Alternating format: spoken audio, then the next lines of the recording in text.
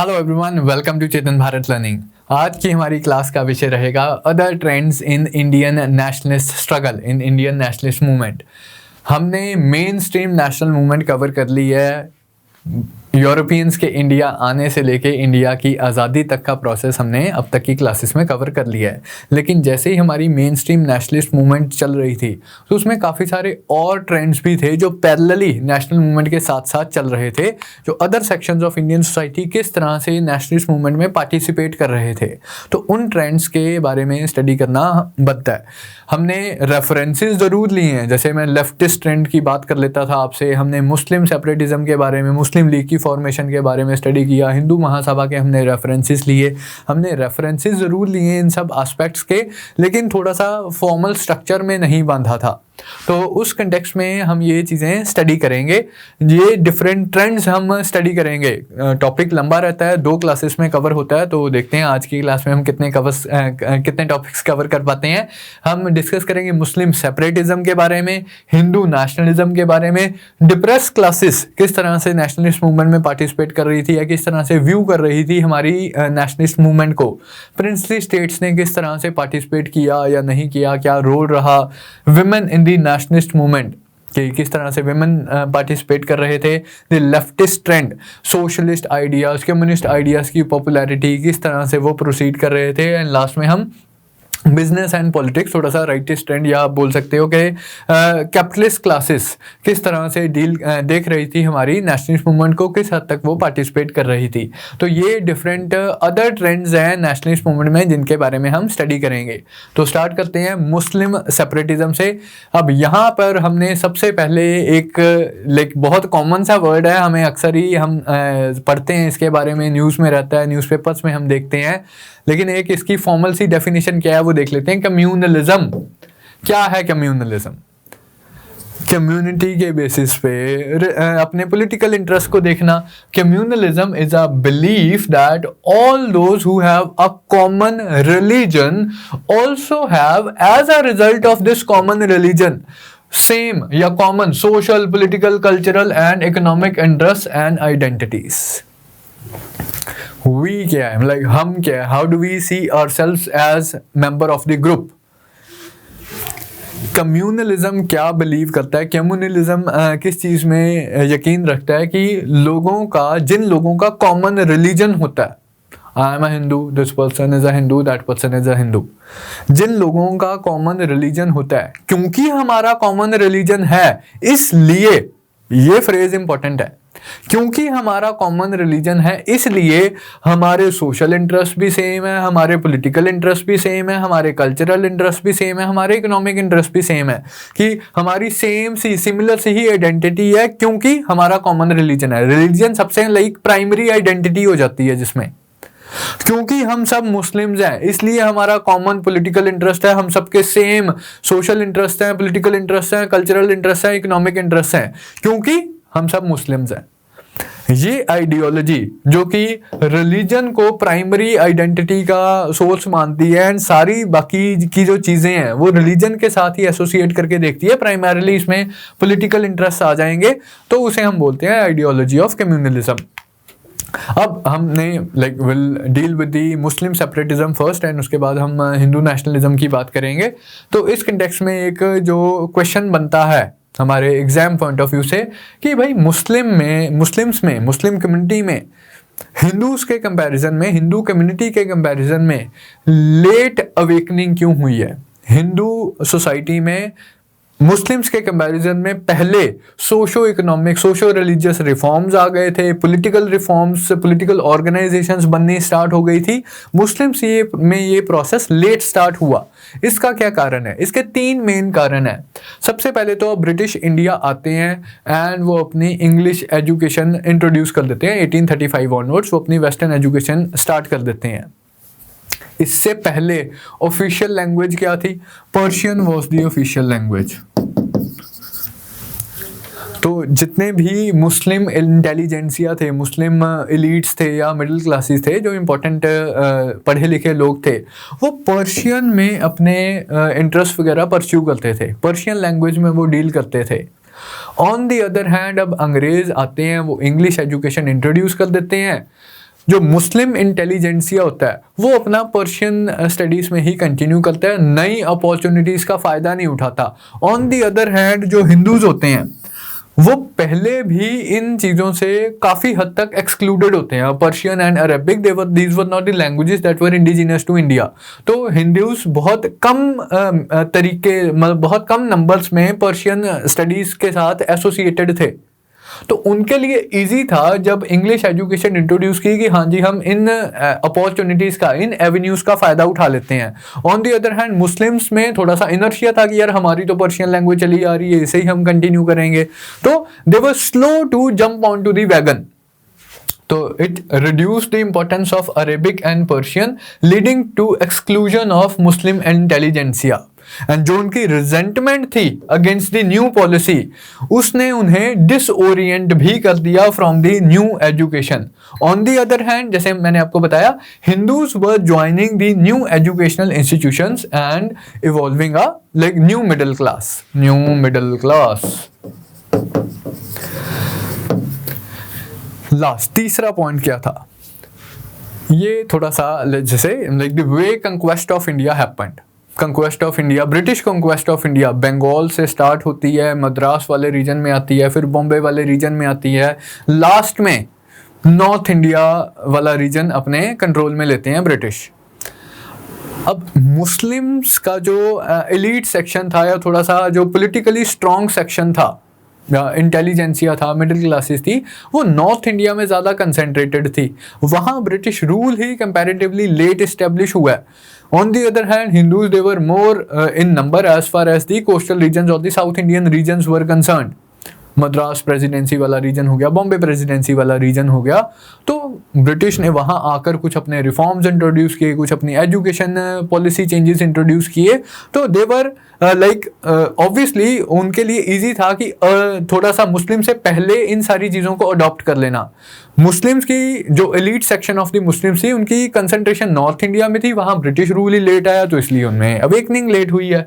Major portion of the economically, politically and culturally dominant section of the Muslim community was concentrated in the northern India, which came under the political domination and the cultural influence of the Britain later than other parts. बाद में ये Britain के cultural dominance में आए हैं, तो बाद में वो सारी एजुकेशन अपॉर्चुनिटीज़ ओपन हुई हैं। फिर थोड़ा सा इनर्शिया था, ऐसा भी नहीं है कि अब ब्रिटिश रूल आ गया एकदम से सबने अब पर्शियन स्टडी छोड़ दी एंड इंग्लिश अडॉप्ट कर ली, तो थोड़ा सा टाइम लिया।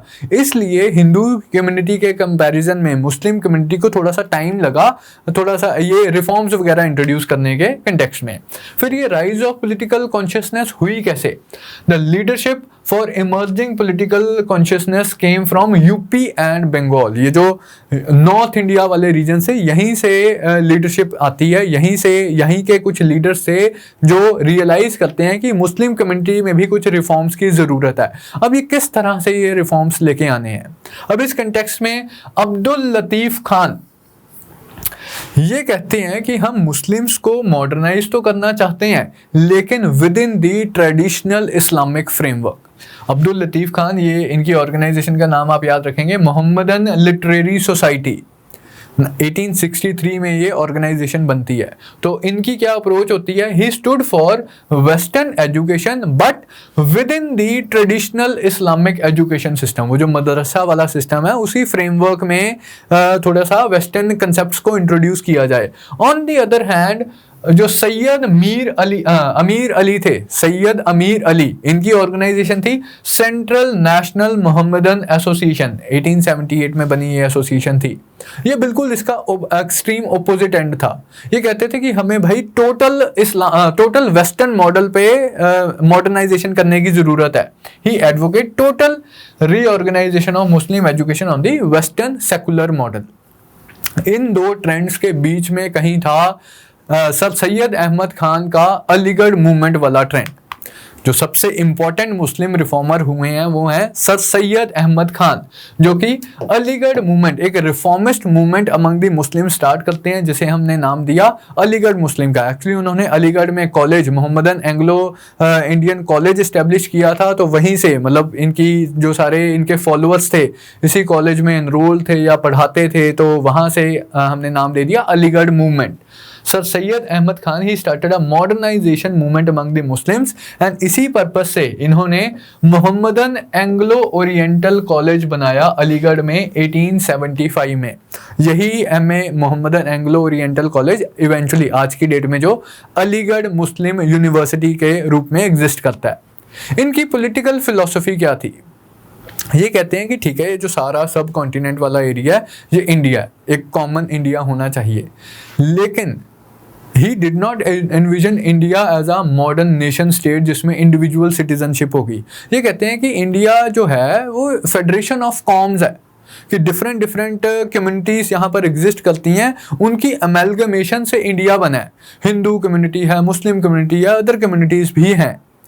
ये जो सारी कम्युनिटीज है किस तरह से जुड़ी हुई हैं? एक सुपीरियर पावर ने इन कम्युनिटीज को बांध के रखा हुआ है। पहले जो सुपीरियर पावर थी इससे लाइक ब्रिटिश के आने से पहले वो मुगल पावर थी। मुगल पावर ने इन सारी कम्युनिटीज को आपस में बांध के रखा हुआ है, इस पूरे सब कॉन्टिनेंट के ऊपर अपना कंट्रोल बनाया हुआ है। अब ब्रिटिश पावर आ गई है, उन्होंने सारी कम्युनिटीज को बांध के रखा हुआ है एंड अपना पूरे टेरिटरी के ऊपर अपना कंट्रोल बनाया हुआ है।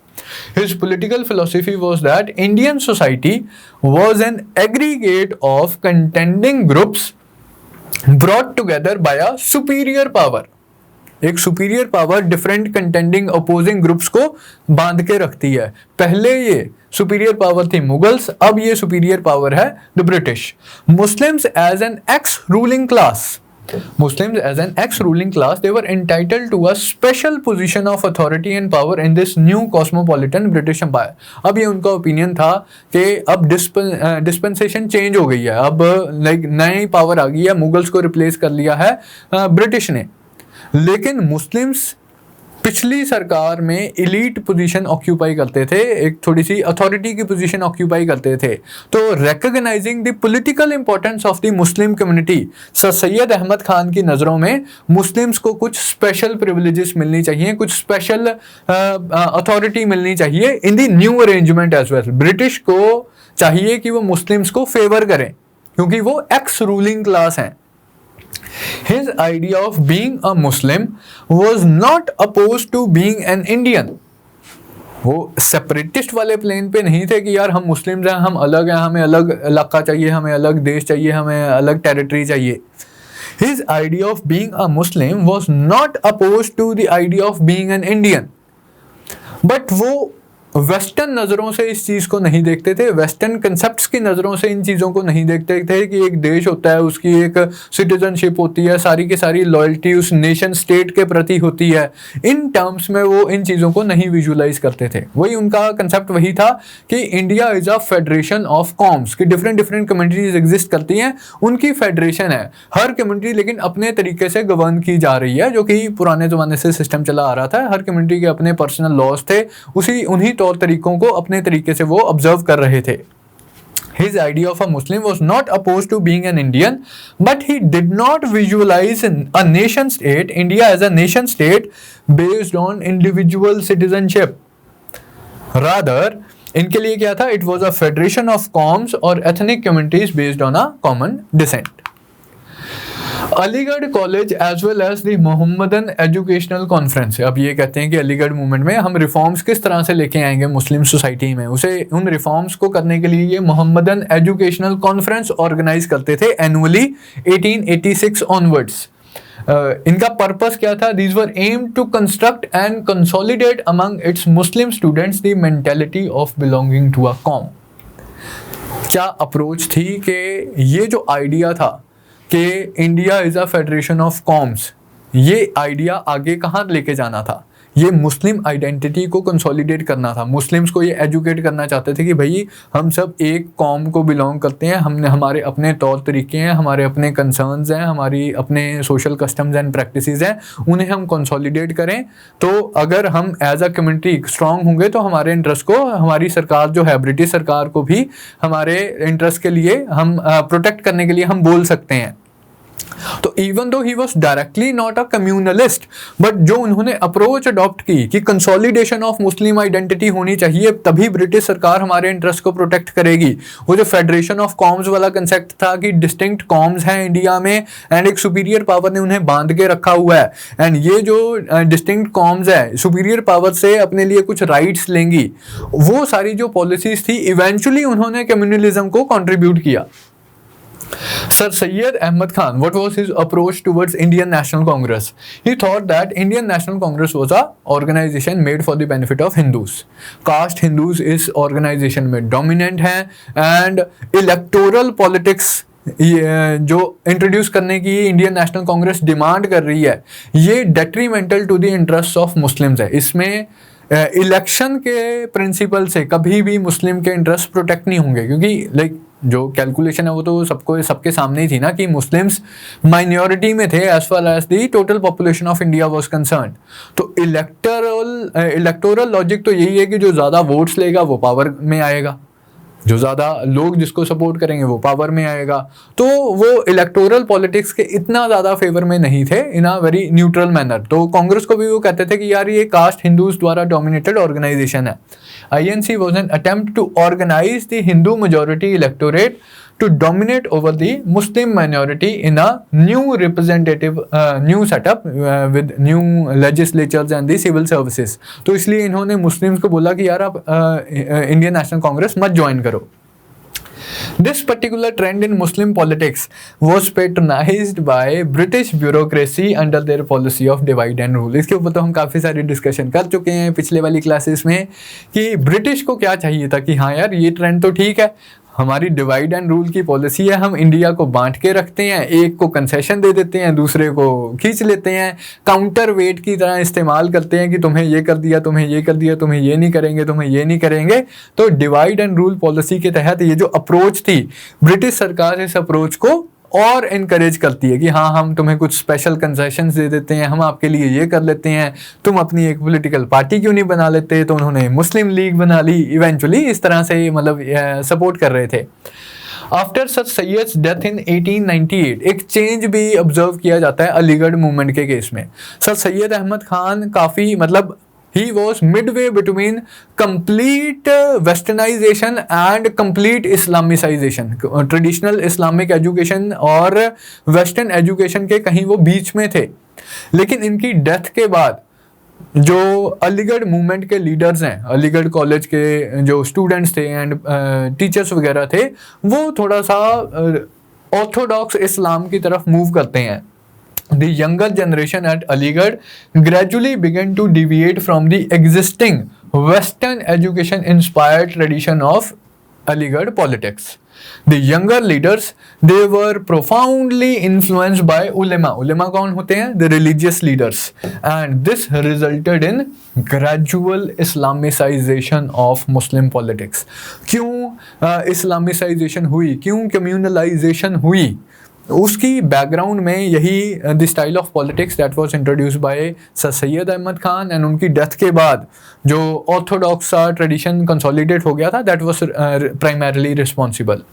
मुस्लिम लीग के कंटेक्स्ट में हमने ऑलरेडी डिटेल में डिस्कशन की हुई है, यहाँ सिर्फ मैंने ऐसे मतलब कंटेक्स्ट में रखने के लिए इस इंफॉर्मेशन को रखा हुआ है। ऑलरेडी हम ये पॉइंट्स डिस्कस कर चुके हैं कि जब पार्टीशन ऑफ बंगाल के कंटेक्स्ट में नेशनलिस्ट मूवमेंट स्ट्रांग हो रही थी, स्वदेशी मूवमेंट चल रही थी, तो उस टाइम पे ब्रिटिश सरकार टेंशन में आ गई। ये तो सारे ग्रुप्स ऑफ इंडियन सोसाइटी आपस में इकट्ठे हो रहे हैं, हमने तो बंगाल को पार्टीशन किया था कि बंटवारा कर सकें, हम डिवाइड एंड रूल कर सकें, ये हमारी चाल उल्टी पड़ गई। ये तो हिंदूज एंड मुस्लिम्स एक दूसरे के पास में आ रहे हैं एंड नेशनलिस्ट मूवमेंट स्ट्रांग हो रही है। तो इस ट्रेंड को ब्रेक करने के लिए वही मुस्लिम लीडर्स को बोलते हैं कि यार तुम अपनी एक सेपरेट पॉलिटिकल पार्टी क्यों नहीं बना लेते। तो एक मुस्लिम डेलीगेशन लॉर्ड मिंटो उस टाइम के वाइस रॉय को मिलती है शिमला में जाके एंड लॉर्ड मिंटो भी उन्हें इनकरेज करते हैं कि आप इस तरह से कर सकते हो। अलीगढ़ कॉलेज के जो यूरोपियन प्रिंसिपल होते हैं WAJ आर्चबॉल्ड, वो भी मुस्लिम लीडर्स को इनकरेज करते हैं कि हाँ भी तुम्हें अपनी पार्टी बनानी चाहिए। तो वही डिवाइड एंड रूल की पॉलिसी के तहत ही मुस्लिम लीडर्स को इनकरेज किया जा रहा था कि आप अपनी एक सेपरेट पॉलिटिकल पार्टी बना लो। इस कंटेक्स्ट में में मुस्लिम लीग का बर्थ होता है, मुस्लिम लीग की फाउंडेशन रखी जाती है 1906 ढाका में। इसकी फॉर्मेशन में जो लीडर्स इन्वॉल्व थे पहले हमने डिस्कस किया जस्ट रिवीजन के लिए, नवाब सलीमुल्लाह खान ऑफ ढाका, आगा खान, मोहसिन उल मल्क एंड विकारुल मुल्क, ये 4 लीडर्स का नाम एसोसिएटेड है as far as formation of Muslim League was concerned. 1906 Dhaka में ये बनी थी। Its goal were to safeguard the political rights and interests of the Muslims। अब सोशल रिफॉर्म्स, एजुकेशनल रिफॉर्म से हटके पॉलिटिकल रिफॉर्म्स, पॉलिटिकल इंटरेस्ट को protect करना इसका प्राइमरी ऑब्जेक्टिव था। To preach loyalty to the British and to further the cause of inter communal unity या फिर harmony. Initial years में तो ये अलीगढ़ कॉलेज में ही इसका ऑफिस था एंड मतलब just as department of Aligarh college ये एक्ट करती रही है। उसके बाद इसका हेडक्वार्टर शिफ्ट करके कर दिया गया लखनऊ में। देन ये एक्टिव पॉलिटिक्स में पार्टिसिपेट करना स्टार्ट करती है। इस पीरियड में, इनिशियल वाले पीरियड में इसकी जो अचीवमेंट थी 1909 में under the government of India act 1909 Morley Minto reforms में separate electorates were granted to the Muslims.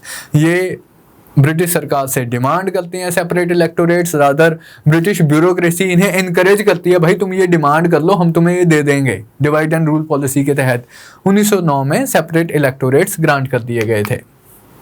तो ये वाली जो सेपरेट इलेक्टोरेट्स वाली जो चेंजेस इंट्रोड्यूस हुई थी ये हमने डिटेल में डिस्कस की। लेकिन इसका थोड़ा सा डिटेल में अब फिर से डिस्कस करते हैं कि यार इसका सिग्निफिकेंस क्या है, किस तरह से इसने कम्युनलाइजेशन को या इवेंचुअली हमारी पार्टीशन में to what an extent this separate electorates was responsible, क्या उसका लॉन्ग टर्म इम्प्लीकेशन हुआ। तो reforms they were introduced in 1909. According to these reforms, Muslims were assured that they would be granted representation in the councils. They would be granted representation in the council, not in proportion to the population, but taking into consideration the political importance of the Muslim community। जो सैयद अहमद खान शुरू से demand कर रहे थे कि Muslims भाई x ruling class हैं, चाहे ही उनकी पॉपुलेशन हिंदूज के कंपैरिजन में कम है, लेकिन as an ex ruling class उनकी एक पॉलिटिकल इंपॉर्टेंस है। उस पॉलिटिकल इंपॉर्टेंस को रिकॉग्नाइज करते हुए उन्हें थोड़ी सी ज़्यादा रिप्रेजेंटेशन मिलनी चाहिए, not merely according to their numerical strength but also according to their political importance। लेकिन इसका नेगेटिव इम्प्लीकेशन क्या हुआ? However, the impact of the separate electorates they were to surface only in the later years। The granting of separate electorates elevated the Muslims of India to the status of an all India political category। Muslims को on one hand फ़ायदा क्या हुआ कि इसने Muslims को एक all India political category के तौर पे रेज कर दिया। अब पॉलिटिक्स में Muslims would always be relevant, क्योंकि तुम्हारा अपना इलेक्टोरेट्स हैं, तुम्हारे अपने वोटर लिस्ट है, तुम्हारे अपने रिप्रेजेंटेटिव्स हैं एंड हमेशा वो सेंट्रल लेवल पे बैठेंगे। तो ऑल इंडिया पॉलिटिकल कैटेगरी तो बन गए हो तुम, लेकिन एट द सेम टाइम उसका एक नेगेटिव इफेक्ट क्या हुआ? It positioned them as a perpetual minority in the Indian body politics. वो हमेशा माइनॉरिटी बन के रह गए।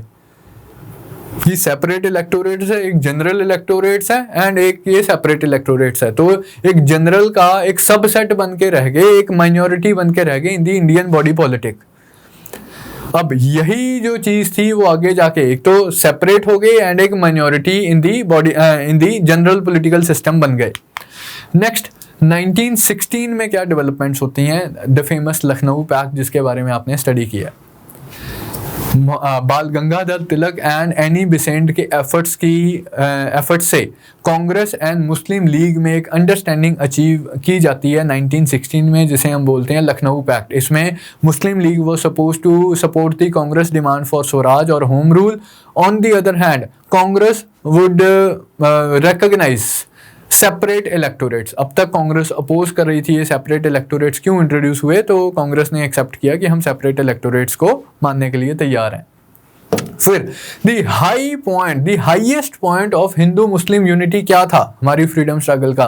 दैट वाज द खिलाफत मूवमेंट ऑफ 1920-24।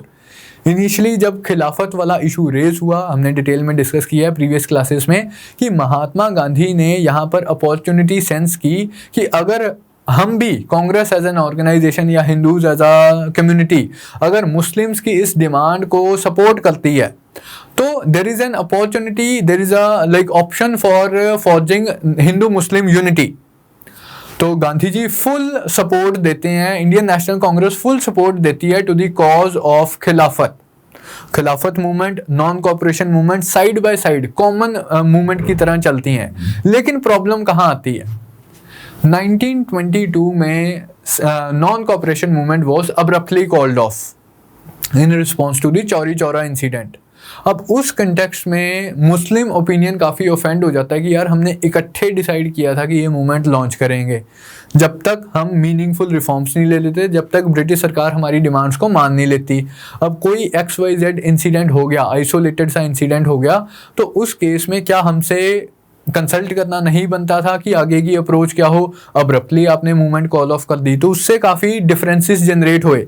ये हाईएस्ट पॉइंट भी था हिंदू मुस्लिम यूनिटी के कंटेक्स्ट में, ये process of beginning of decline भी था।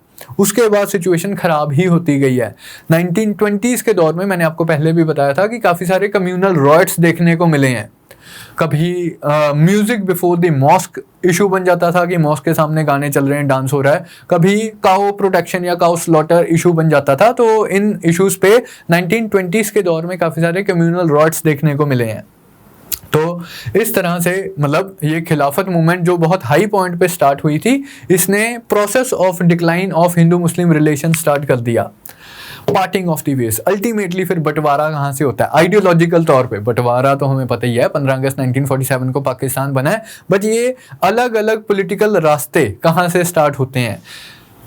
साइमन कमीशन क्यों अपॉइंट हुआ था? To suggest to review the working of government of India act 1919 and suggest further reforms. Simon commission को हर इंडियन पॉलिटिकल पार्टी अपोज करती है, कांग्रेस भी करती है, मुस्लिम लीग भी करती है। लेकिन उस टाइम के जो सेक्रेटरी ऑफ स्टेट थे वो चाल चलते हैं, अपना फेमस डिवाइड एंड रूल वाला पत्ता खेलते हैं। किस तरह से? वो कहते हैं कि यार मुझे पता है तुम लोग बहुत बटे हुए लोग हो, तुम लोग बहुत आपस में डिवाइडेड से लोग हो, तुम लोग आपस में अग्री करके कोई कॉन्स्टिट्यूशन बना ही नहीं सकते हो, इसलिए हमने तुम्हारा बंदा साइमन कमीशन में नहीं बिठाया है। अगर तुम आपस में अग्री करके एक ऐसा कॉन्स्टिट्यूशन दे दो जिसमें किसी को किसी से कोई आपत्ति ना हो, तो मैं आपको गारंटी देता हूँ मैं आपके वाला कॉन्स्टिट्यूशन लागू कर दूंगा, साइमन कमीशन को इग्नोर कर दूंगा। अब इस कंटेक्स्ट में फिर एफर्ट स्टार्ट हो जाते हैं, आप सब लोगों ने हमने किया ही है प्रीवियस क्लासेस में। तो नेहरू रिपोर्ट कंपाइल की जाती है, मोतीलाल नेहरू कमेटी अपॉइंट होती है एंड वो नेहरू रिपोर्ट लिखती है। लेकिन उसके provision they were not acceptable to Muslim league. Muslim league के लीडर मोहम्मद अली जिन्ना अपने ऑब्जेक्शंस रेज करते हैं एंड रादर जब उनके ऑब्जेक्शंस रिजेक्ट कर दिए जाते हैं तो अपने वो 14 पॉइंट्स देते हैं कि यार मेरे हिसाब से तो ये कॉन्स्टिट्यूशन होना चाहिए, कांग्रेस के हिसाब से ये कॉन्स्टिट्यूशन होना चाहिए। बर्किनहेड कह रहे हैं कि मैंने तो पहले ही बोला था कि तुम लोग आपस में मानोगे नहीं, इसलिए अब साइमन कमीशन की बात सुन लेते हैं। तो यहाँ से थोड़े से डिफरेंसेस पॉलिटिकल लेवल पे लाइक डिफरेंसेस स्टार्ट हो गए कि हिंदूज की डिमांड्स, कांग्रेस की डिमांड्स रादर डिफरेंट चल रही हैं, मुस्लिम लीग की डिमांड डिफरेंट चल रही हैं। फिर 1934 में मोहम्मद अली जिन्ना को वापस, ये फॉर द टाइम बीइंग इन्होंने पॉलिटिक्स छोड़ के इंग्लैंड जाके सेटल हो गए थे। 1934 में इन्हें फिर से वापस बुलाया गया कि यार हमारी लीग की पोजीशन काफ़ी ख़राब है, आप इंडिया आके इसकी लीडरशिप अज्यूम करो। तो मोहम्मद अली जिन्ना आते हैं। 1935 के एक्ट के तहत इलेक्शंस कंडक्ट होने होते हैं जो कि 1937 में कंडक्ट होते हैं। इन इलेक्शंस में मुस्लिम लीग बहुत पुअरली परफॉर्म करती है। हमने प्रीवियस क्लासेस में ये देखा है कि मुस्लिम मेजॉरिटी प्रोविंसेस में भी ये सीट्स नहीं जीत पाती। इनफैक्ट चलो सीट्स नहीं जीत पाई या कम सीट्स जीती, मुस्लिम लीग कांग्रेस को रिक्वेस्ट करती है कि यार यूनाइटेड प्रोविंसेस में, बिहार में बहुत सारी significant section of population Muslims की है, हम सीटें नहीं जीत पाए हैं, लेकिन मतलब वो पॉपुलेशन डिस्ट्रीब्यूशन इस तरह से है कि हम सीटें नहीं जीत पाए हैं, लेकिन मतलब सिग्निफिकेंट पॉपुलेशन मुस्लिम्स की है, आप हमें सरकार में शामिल कर लो, हमारे किसी बंदे को सरकार में शामिल कर लो, कैबिनेट में रख लो अपनी। उस टाइम पे कांग्रेस के मेंबर्स रिफ्यूट कर देते हैं कि यार ये क्या बात बनी, इलेक्शंस हुए हैं, हम इलेक्शंस जीते हैं, हम ही सरकार बनाएंगे, तुम क्यों सरकार में बैठ जाओगे, ऐसी कोई हमने कोऑपरेशन नहीं करनी है। अब यहाँ से मुस्लिम लीग को एक लेसन मिला कि जिस हिसाब से इंडिया की पॉपुलेशन डिस्ट्रीब्यूशन है, religious distribution of population across various parts of India, उसमें हम फिट इन से नहीं बैठते। लोकल लेवल पे तो हम माइनॉरिटी में ही रहेंगे हमेशा। दूसरा, हम कांग्रेस से कोऑपरेशन भी एक्सपेक्ट नहीं कर सकते कि यार चलो हम हार गए हैं तो हमें सरकार में बिठा लो, उसमें भी वो मना ही करते हैं। तो हमें क्या करना पड़ेगा, अपना वोट बैंक कंसोलिडेट करना पड़ेगा। जहां भी एटलीस्ट जो मुस्लिम वोट बैंक है उसे कंसोलिडेट करके उसकी सारी वोट्स तो हमें लेनी पड़ेंगी, उसका हम बंटवारा झेल नहीं पाएंगे। ऐसा नहीं हो सकता कि कुछ मुस्लिम्स कांग्रेस को भी सपोर्ट कर रहे हैं, ऐसे तो हम कभी भी जीत नहीं पाएंगे। इवन मुस्लिम्स के लिए जो सेपरेट इलेक्टोरेट्स वाली सीट है वहां भी हम जीत नहीं पा रहे हैं, वहां भी कांग्रेस जीत रही है या अदर मुस्लिम पार्टीज जीत रही हैं। तो इसलिए मुस्लिम वोट बैंक की कंसोलिडेशन बहुत जरूरी है, हमारी मास अपील होनी चाहिए। अब तक 1937 के इलेक्शंस तक लीग की जो अप्रोच थी वो एक एलिटिस्ट सी अप्रोच थी। जो बड़े बड़े प्रिंसेस वगैरह थे या जमींदार वगैरह थे वो मुस्लिम लीग के मेंबर्स थे, elite sections of the Muslim society. लोगों के साथ ऐसा कोई पॉपुलर कनेक्शन वगैरह नहीं था। तो अब 37 के रिजल्ट्स ने मुस्लिम लीग की आंखें खोली है। मोहम्मद अली जिन्ना ये मास कॉन्टैक्ट प्रोग्राम स्टार्ट करते हैं कि मुस्लिम लीग के लीडर्स को बोला कि आम लोगों में जाओ end of course Muslim card play करो, रिलीजन का कार्ड प्ले करो, कम्युनलिज्म का कार्ड प्ले करो। ना ही सिर्फ मुस्लिम लीग के लीडर्स बल्कि इन्होंने रिलीजियस लीडर्स, उलेमा, मुस्लिम रिलीजियस स्कॉलर्स को भी अपने साथ एसोसिएट करवाया, लोगों को रिलीजन के बेसिस पे पॉलिटिसाइज करने का प्रोसेस स्टार्ट किया। तो 1937 onwards communalisation of the Muslim community start होती है, मतलब बड़े स्केल पे स्टार्ट होती है, कुछ टू अ सर्टेन एक्सटेंट तो पहले भी चल रही थी। तो इस तरह से तो इस कंटेक्स्ट में हमने ऑलरेडी डिस्कस किया था। बंगाल में कृषक प्रजा पार्टी थी, पंजाब में यूनियनिस्ट पार्टी थी, कृषक प्रजा पार्टी के लीडर थे फजलुल हक, यूनियनिस्ट पार्टी के लीडर थे Sikandar Hayat Khan. NWFP north west frontier province, वहां भी मुस्लिम लीग अपनी मेजॉरिटी नहीं जीतती है, वहां भी खुदाई खिदमतगार थे खान अब्दुल गफर खान, जिन्हें रिस्पेक्टफुली फ्रंटियर गांधी भी बोला जाता है। इनकी ऑर्गेनाइजेशन थी खुदाई खिदमतगार, जिसे रेड शर्ट्स भी बोला जाता है। They were also not impressed by the ideology of Muslim League, ये भी कांग्रेस को ही सपोर्ट कर रहे थे, यहाँ भी कांग्रेस ने अपनी सरकार बनाई है। लेकिन इवेंचुअली उसके बाद क्या हुआ, 1937 ऑनवर्ड्स क्या हुआ, जैसे हमने डिस्कस किया कि इंटेंशनली इस्लामिसाइजेशन ऑफ पॉलिटिक्स की गई है, रिलीजन का कार्ड प्ले करके लोगों से मास कॉन्टैक्ट बनाने की या मास अपील करने की कोशिश की गई है। तो ये सारी चीज़ें हमने देखी। अब इसी कंटेक्स्ट में हमने पढ़ा था कि अक्टूबर 1939 में अब कांग्रेस 8 प्रोविंसेस में अपनी सरकार बना लेती है आउट ऑफ टोटल 11। सिर्फ 3 प्रोविंसेस में अलग सरकारें बनती हैं, यूनियनिस्ट सरकार, कृषक प्रजा की सरकार और मुस्लिम लीग सिंध में सरकार बनाती है। लेकिन अक्टूबर 1939 में कांग्रेस मिनिस्ट्रीज रिजाइन कर देती हैं। क्यों रिजाइन कर देती हैं? कि हमसे पूछे बगैर इंडिया को आपने सेकेंड वर्ल्ड वॉर में पार्टी बना दिया, हमसे पूछ तो लेते कम से कम। तो इस कंटेक्स्ट में मिनिस्ट्रीज रिजाइन कर देती हैं। मोहम्मद अली जिन्ना अब इस दिन को सेलिब्रेट करते हैं as the day of deliverance, कि भाई चलो अच्छा हुआ कांग्रेस ने रिजाइन कर दिया, छुटकारा मिला, आज़ादी मिली कांग्रेस रूल से। So he celebrates the day the ministries resigned as the day of deliverance. Then आता है द लाहौर रेजोल्यूशन या फिर 2 नेशन थ्योरी 1940 का जो मुस्लिम लीग का लाहौर सेशन होता है, वहाँ मोहम्मद अली जिन्ना पहली बार अपनी 2 नेशन थ्योरी की डिमांड पेश करते हैं। लेकिन ये डिमांड ऐसे ऑल ऑफ अ सडन नहीं आ गई, इसकी एक बैकग्राउंड थी। धीरे धीरे लाइक पीछे कुछ लीडर्स ने इस कंटेक्स्ट में ऑलरेडी अपने ओपिनियंस पेश किए थे, उसी डिमांड के ऊपर वर्क ऑन करते हुए अल्टीमेटली 1940 में तो एक फॉर्मल रूप में डिमांड पेश की गई है। बैकग्राउंड क्या थी? 1921 का जो मुस्लिम लीग का सेशन था उसके प्रेसिडेंट थे हसरत मोहानी, मौलाना हसरत मोहानी। ये पहली बार डिमांड रेस करते हैं कि जो मुस्लिम मेजॉरिटी प्रोविंसेस हैं इन्हें एज काउंटर वेट हम यूज कर सकते हैं against Hindu majority provinces. 4 Muslim majority provinces they should be used as a counter weight to 7 Hindu majority provinces in British India. तो इनका एक अलग से ग्रुप क्रिएट कर देना चाहिए, इनके पास अलग कुछ पावर होनी चाहिए ग्रुप लेवल पे। तो अभी बंटवारे की, पार्टीशनिंग की बात नहीं हो रही है, जस्ट के एक ग्रुप होना चाहिए। इन 4 मुस्लिम मेजॉरिटी प्रोविंसेस का एक ग्रुप हो जिसे एज काउंटर इस्तेमाल किया जाए to Hindu majority provinces. And जो कॉन्स्टिट्यूशनल अरेंजमेंट है उसमें प्रोविंसेस स्ट्रांग होने चाहिए, सेंट्रल गवर्नमेंट के पास बहुत कम पावर होनी चाहिए। यही चीज हमने देखा था जिन्ना के 14 पॉइंट्स में, 1928 में जो जिन्ना अपने 14 पॉइंट्स देते हैं उसमें भी वो यही चीज लिखते हैं कि प्रोविंसेस स्ट्रांग होने चाहिए, सेंटर कमजोर होना चाहिए, रेजिडोरी पावर्स भी प्रोविंसेस के पास होनी चाहिए। नेक्स्ट डेवलपमेंट 1930 का जो Allahabad session of the Muslim league था, इसके यहाँ पे इस सेशन में मोहम्मद इकबाल जो फेमस उर्दू के पोइट भी हैं, तो वो डिमांड रेस करते हैं। He demanded the establishment of a north western Muslim state in India, कि मुस्लिम प्रोविंसेस को कंबाइन करके एक common united north western Muslim state create की जा सकती है। ये डिमांड मोहम्मद इकबाल रेस करते हैं, कोइंसिडेंटली जिन्होंने लिखा था सारे जहां से अच्छा हिंदुस्तान हमारा। लेकिन का एक और फेमस कोट भी है, मैंने शायद पहली क्लासेस में भी आपसे शेयर किया हो, nations are born in the hearts of the poets.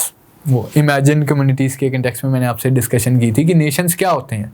लोग अपने आप को एक सेपरेट पॉलिटिकल कम्युनिटी इमेजिन करना स्टार्ट करते हैं। तो वो जो प्रोसेस है दिलों में पहले स्टार्ट होता है, प्रैक्टिकली उसकी मैनिफेस्टेशन बाहर बाद में होती है। तो मोहम्मद इकबाल ये डिमांड रेस करते हैं creation of a north western Muslim state in India.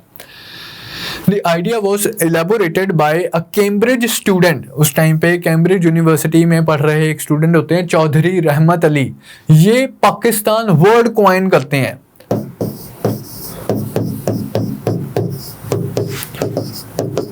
Punjab, Afghania, north west frontier province के लिए मुस्लिम मेजॉरिटी प्रोविंसेस के कॉम्बो उन्होंने एक पेश कर दिया। पंजाब, अफगानिया, कश्मीर, बलूचिस्तान, इन रीजन्स को ज्वाइन करके एक मुस्लिम मेजॉरिटी स्टेट क्रिएट कर दी जानी चाहिए जिसका नाम हम रखेंगे पाकिस्तान। तो ये प्रायर डेवलपमेंट्स थी।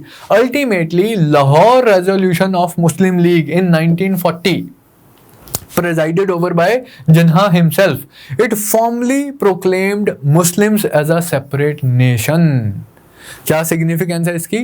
2 नेशन थ्योरी। अभी ये जो 2 नेशन थ्योरी है एज सच कोई आज़ादी की बात नहीं की है, एज सच कोई पार्टीशन की बात नहीं की है, बात की है Hindus and Muslims 2 separate Nations हैं। ना आज़ादी की बात की है, ना पार्टीशन की बात की है, ना पाकिस्तान की बात की है इस रेजोल्यूशन में। पॉइंट बीइंग कि हिंदूज एंड मुस्लिम्स को एज सेपरेट नेशंस रिकॉग्नाइज किया जाए। हमें सिर्फ पॉपुलेशन के प्रोपोर्शन में ना देखा जाए, हमें इक्वल पेडेस्टल पे रख के ट्रीट किया जाए।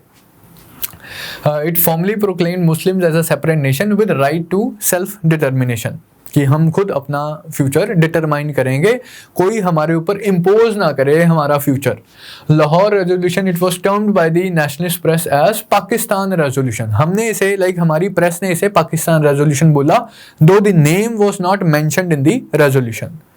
अब इसके बाद वो सारी मैंने आपको बात बताई है, हमने लास्ट क्लास में भी डिस्कस किया था कि इसके बाद जिन्ना की एक ही डिमांड थी, मेरी ज़िंदगी का एक ही मकसद है, वो है parity between Hindus and Muslims. And वो जो सारा आगे का प्रोसेस था, किस तरह से पैरिटी की डिमांड ने eventually it contributed to the partition of the country, ये हमने कल की क्लास में लास्ट क्लास में देखा था, the negotiations leading to independence. वो सारी हमने ऑलरेडी बहुत डिटेल में स्टडी की थी, जो मैंने आज की क्लास में नहीं रखी। आज हमने background to the rise of Muslim separatism आज की क्लास में डिटेल में देखा है। तो अब हम नेक्स्ट टॉपिक पे मूव करेंगे, that is the Hindu nationalism. अब जिस तरह से मुस्लिम कम्युनलिज्म मुस्लिम आइडेंटिटी के बेसिस पे पॉलिटिक्स को ऑर्गेनाइज कर रहा है, वैसे ही हिंदू नेशनलिज्म हिंदू आइडेंटिटी के बेसिस पे पॉलिटिक्स को ऑर्गेनाइज करने का विजन रखता है। तो Hindu communalism was an ideology that views Hindu India as a Hindu nation and aims to preserve the same. Christian missionaries, थोड़ा सा बैकग्राउंड में जाते हैं, जैसे मुस्लिम कम्युनलिज्म के बैकग्राउंड में गए, क्रिश्चियन मिशनरीज आके हमारे रिलीजन को, हमारी सोसाइटी को, हमारे कस्टम्स एंड प्रैक्टिसेस को बहुत क्रिटिसाइज करते हैं। अब इसी क्रिटिसिज्म से दो ट्रेंड्स निकलते हैं। एक तो रिफॉर्म का ट्रेंड, जैसे राजा राम मोहन रॉय, उन्होंने अबॉलिशन ऑफ सती के कंटेक्स्ट में एफर्ट्स किए, ईश्वर चंद्र विद्यासागर, जो कि प्री 1857 सा ट्रेंड था।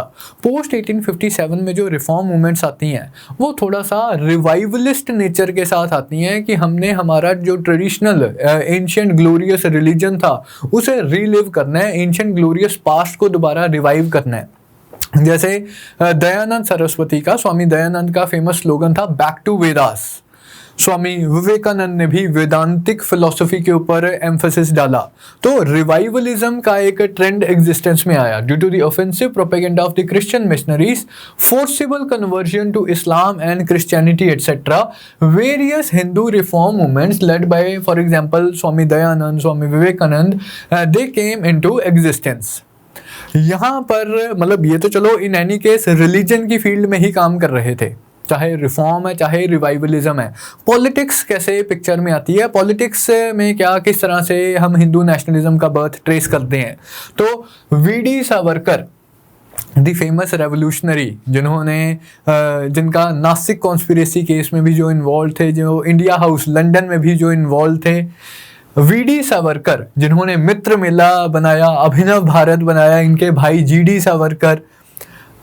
V.D. Savarkar is considered as father of Hindu political nationalism. The Hindu राष्ट्र या फिर Hindu nation is conceived as a collective Indians belonging to religions like Sikhism, Buddhism. अब यहाँ पर हिंदुइज्म को पर से रिलीजियस हिंदुइज्म की तरह नहीं ट्रीट किया जाता। वो आइडेंटिटीज, वो रिलीजियस कम्युनिटीज जिनका जन्म इंडियन सब कॉन्टिनेंट वाले रीजन में हुआ है, उन रिलीजन्स को हिंदू रिलीजन्स की एक ब्रॉडर कैटेगरी में इंक्लूड किया जाता है। तो ज्योग्राफिकल आइडेंटिटी की तरह भी ट्रीट किया जाता है, रिलीजियस एंड कम्युनल आइडेंटिटी की तरह भी ट्रीट किया जाता है। तो but the definition of Hindu nation, it would include the religious Hindus, the Muslims as well as the Buddhist, Jain, जो भी रिलीजन जो इंडिया की पावन धरती पे जो पैदा हुए हैं। But for Savarkar at least, Indian Muslims and Christians cannot be considered as Hindus. क्यों? क्योंकि इनके जो religions का जो birth place है वो out of Indian subcontinent है। तो इंडियन सब कॉन्टिनेंट में पैदा होने वाली कम्युनिटीज, रिलीजियंस, फिलोसफीज वो ब्रॉडर डेफिनेशन ऑफ हिंदू में आती हैं। लेकिन जिन रिलीजन्स का जन्म ही वेस्ट एशिया में, मतलब outside of Indian sub continent हुआ है, उन्हें हम according to V D. Savarkar Hindu नहीं कंसिडर कर सकते, हिंदू राष्ट्र का पार्ट वो नहीं बनते हैं। And as long as their sacred sites they remain outside of Indian sub continent. Hindus के पॉलिटिकल इंटरेस्ट को प्रोटेक्ट करने के लिए जो पॉलिटिकल ऑर्गेनाइजेशन एग्जिस्टेंस में आती है, that is Hindu Mahasabha. Lala Lajpat Rai and Madan Mohan Malaviya ये इसके फाउंडिंग मेंबर्स थे। 1915 में, अप्रैल 1915 में इसका पहला सेशन कंडक्ट किया जाता है under the presidentship of Maharaja of Kasim Bazar. Hindus के पॉलिटिकल इंटरेस्ट को प्रोटेक्ट करने के लिए फर्स्ट सेशन 1915 में महाराजा ऑफ कासिम बाजार इसके प्रेसिडेंट थे। फाउंडिंग मेंबर्स थे इसके मदन मोहन मालवीय एंड लाला लाजपत राय। 1920s में यही ऑर्गेनाइजेशन हिंदू महासभा थोड़ी सी अग्रेसिवली कम्युनल होती है under the directions of nationalist leaders like VD. Savarkar. Its aggressive attitude towards Muslims led to constrained relations with Indian National Congress. 1920s 30s में जैसे ही हिंदू महासभा थोड़ा सा अग्रेसिव स्टांस अडॉप्ट करती है on the basis of religion, तो Congress was outrightly secular in its stance. तो Congress and Hindu Sabha के भी थोड़े से कंस्ट्रेंड रिलेशंस थे because of emphasis on religion and emphasis on religious identity as well as discriminatory attitude towards Muslims. Under Savarkar and Shyama Prasad Mukherjee later on join करते हैं। Hindu Mahasabha transform करती है, like it aids the formation of Jana Sangh as a political party. Jana Sangh is the fore runner of the mother party of present day BJP. तो जनसंघ की formation is directly associated to Hindu Mahasabha leaders V D. Savarkar and Shyama Prasad Mukherjee after independence in 1947। अब हम बात करते हैं RSS के बारे में। बहुत सुना है आरएसएस के बारे में कि राइट विंग ऑर्गेनाइजेशन, ये तो कहाँ कब आरएसएस की फॉर्मेशन हुई, इसके रिगार्डिंग बेसिक फैक्ट्स क्या हैं। It was even more right wing than Hindu Mahasabha. It was formed in 1925 by K.B. Hedgewer. It aimed to provide character training through Hindu discipline and to unite Hindu community to form a Hindu राष्ट्र। वही जो Hindu nation वाला concept था उसी ideology से confirm कर दी है। अब यहाँ पर हिंदू राष्ट्र तभी कंसोलिडेट होगा अगर हिंदू आइडेंटिटी कंसोलिडेट है। तो जिस तरह से हम बात कर रहे थे कि मुस्लिम आइडेंटिटी को कंसोलिडेट करने की बात की जा रही थी मुस्लिम्स द्वारा, मुस्लिम लीग द्वारा, तो उसी तरह से हिंदू आइडेंटिटी को कंसोलिडेट करने की बात की जा रही है आरएसएस द्वारा and to a lesser extent Hindu Mahasabha द्वारा। यहाँ पर अब एक तो आइडेंटिटी कंसोलिडेट करनी है, ये एक एस्पेक्ट है। दूसरी कम्युनिटी को अपोज करना है, ये एक दूसरा एस्पेक्ट है कि मुस्लिम लीग की डिमांड्स को अग्रेसिवली अपोज करना है, क्योंकि ऑब्वियसली मतलब मुस्लिम्स अपने पॉइंट ऑफ व्यू से डिमांड्स रेस कर रही है मुस्लिम लीग, हिंदूज अपने तरफ से कंसेशंस चाहते हैं, कांग्रेस एक सेकुलर स्टांस मेंटेन करके बैठी हुई है, तो काफ़ी खींचातानी सी चल रही है पॉलिटिक्स में। Initially it concentrated its activities in Bombay province alone with its headquarters at Nagpur. आज भी आरएसएस का हेडक्वार्टर नागपुर में ही है। इनिशियली ये सिर्फ बॉम्बे प्रोविंस में अपनी एक्टिविटीज को इसने कंसंट्रेट करके रखा। 1930s में ये ऑर्गेनाइजेशन एक्सपैंड करती है under the leadership of M S. Golwalkar.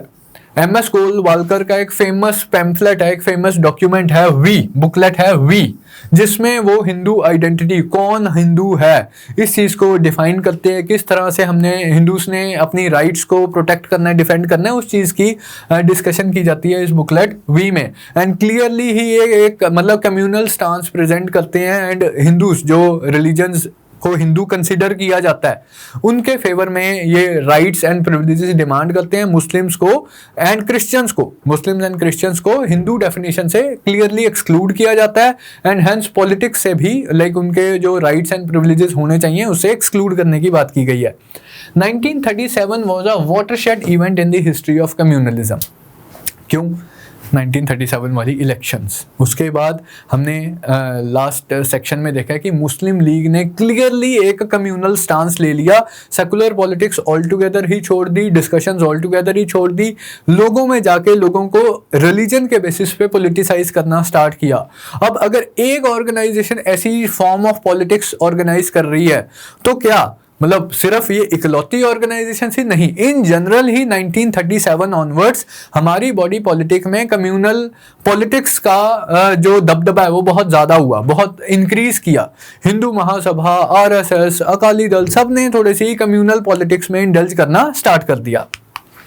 तो इसके साथ हमारे जो फर्स्ट टू टॉपिक्स है Muslim separatism and Hindu nationalism complete होते हैं। अब हम डिस्कशन करेंगे डिप्रेस क्लासेस के कंटेक्स्ट में कि डिप्रेस क्लासेस किस तरह से हमारी मेन स्ट्रीम नेशनलिज्म को व्यू कर रहे थे, उनके क्या ओपिनियन थे, उनके क्या कंसर्न्स थे, किस तरह से ब्रिटिश से वो कंसेशंस ले रहे थे अपनी तरह। तो डिप्रेस क्लासेस के बारे में अब हम स्टडी करेंगे। डिप्रेस क्लासेस के केस में भी दो तरह का रिस्पॉन्स है। एक तो सोशल रिस्पॉन्स हो गया, सोशल रिफॉर्म मूवमेंट स्टार्ट हुई to tackle this menace of untouchability या अदर फॉर्म्स ऑफ डिस्क्रिमिनेशन जो कि डिप्रेस क्लासेस के अगेंस्ट प्रैक्टिस किया जाता है। दूसरा हो जाएगा पॉलिटिकल रिस्पॉन्स, पॉलिटिकल पार्टीज की formation, political organisation and political demands क्या थी डिप्रेस क्लासेस की, एंड नेशनलिज्म के कंटेक्स्ट में किस तरह से वो नेशनलिस्ट मूवमेंट में कंट्रीब्यूट कर रहे थे। तो पहले स्टार्ट करते हैं, बैकग्राउंड ट्रेस करते हैं। महाराष्ट्र और साउथ इंडिया में दो बहुत important social reform movements emerge करती हैं। महाराष्ट्र वाले रीजन में महात्मा ज्योतिबा फुले ये अपना सत्य शोधक समाज बनाते हैं 1873 में, जो कि डिप्रेस क्लासेस की सोशल डिस्क्रिमिनेशन के अगेंस्ट काम कर रहा था। Although opposed initially to the Brahman-dominated Congress nationalism, by 1930s non-Brahman movement in Maharashtra gradually drawn into the Gandhian Congress. Initially ये इन्होंने कांग्रेस की जो फॉर्म ऑफ पॉलिटिक्स थी उसमें ज़्यादा पार्टिसिपेट नहीं किया, लेकिन जैसे जैसे गांधीयन नेशनलिज्म स्ट्रॉन्ग होता है, बेस ऑफ हमारा नेशनलिज्म स्ट्रॉन्ग होता है, जो नॉन ब्राह्मण मूवमेंट या Dalit movement in the Maharashtra region थी वो काफ़ी हद तक कांग्रेस बेस्ड नेशनलिज्म का ही हिस्सा बन बन गई।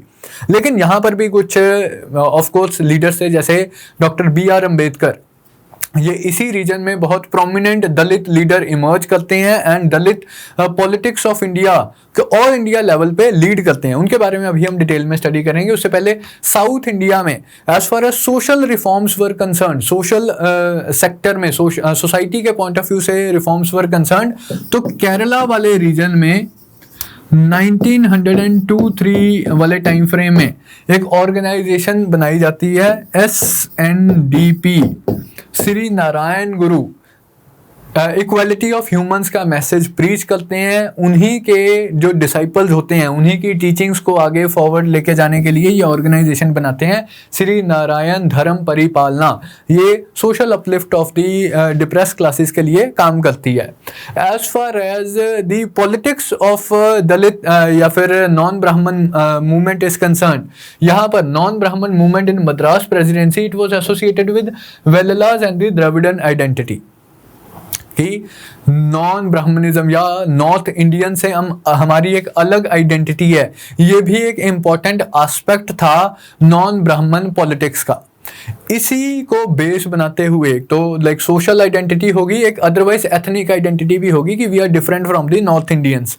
इन्हीं दो चीज़ों को बेस बनाते हुए एक political party came into existence, that is the Justice party.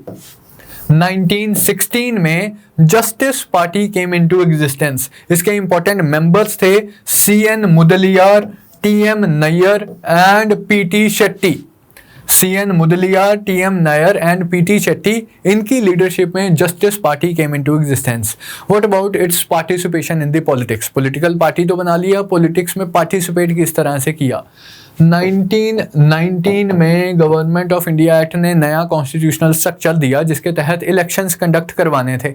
Council entry इन्होंने ओपन की। कांग्रेस की उस टाइम पे नॉन कोऑपरेशन मूवमेंट चल रही थी एंड महात्मा गांधी की लीडरशिप में हमने काउंसिल एंट्री प्रोग्राम को बॉयकॉट किया कि हम नहीं इलेक्शंस में पार्टिसिपेट करेंगे। मोस्ट ऑफ द इंडिया में ये जो काउंसिल बॉयकॉट था ये सक्सेसफुल भी रहा, सिवाय मद्रास प्रेसिडेंसी में। जस्टिस पार्टी का ये व्यू पॉइंट था कि भाई हम लोग तो इलेक्शंस में पार्टिसिपेट करेंगे, हमारे लिए अपॉर्चुनिटीज, एवेन्यूज ओपन अप हुए हैं कि हम पॉलिटिक्स में एंटर कर सकते हैं, अपना ओपिनियन गवर्नमेंट लेवल पे रख सकते हैं एंड अपने अगेंस्ट जो डिस्क्रिमिनेशन प्रैक्टिस की जा रही है उसे भी हम चेक कर सकते हैं अगर हम गवर्नमेंट में बैठे होंगे, लेजिस्लेचर में बैठे होंगे। तो ये लोग पार्टिसिपेट करते हैं एंड सरकार भी बनाते हैं, मतलब सरकार में अपने रिप्रेजेंटेटिव्स, लेजिस्लेचर्स में अपने रिप्रेजेंटेटिव्स भी चुन के भेजते हैं। It opposed Congress as a Brahmin dominated organisation and claimed separate communal representation for non Brahmins. This demand was granted in the Montagu Chelmsford reforms of 1919। जो गवर्नमेंट ऑफ इंडिया एक्ट 1990 था, एक और इनकी अचीवमेंट है बहुत इंपॉर्टेंट। मैंने आपको participation in the council entry के बारे में बताया, एक और इनकी अचीवमेंट क्या थी? ये सेपरेट इलेक्टोरेट्स डिमांड करते हैं नॉन ब्राह्मण्स, मतलब दलित्स के लिए, साउथ इंडियन पॉलिटिक्स के कंटेक्स्ट में। तो Madras president all India level पे नहीं, ऑल इंडिया लेवल पे तो वही हमने जो डिटेल में स्टडी किया है, doctor BR Ambedkar and Gandhi ji का इनफैक्ट इवेंचुअली पूना पैक्ट हो गया था एंड कम्युनल अवार्ड में जो ग्रांट भी किए गए थे सेपरेट इलेक्टोरेट्स, वो भी कैंसिल कर दिए गए थे। वो 1930s की डेवलपमेंट है, बाद की डेवलपमेंट है।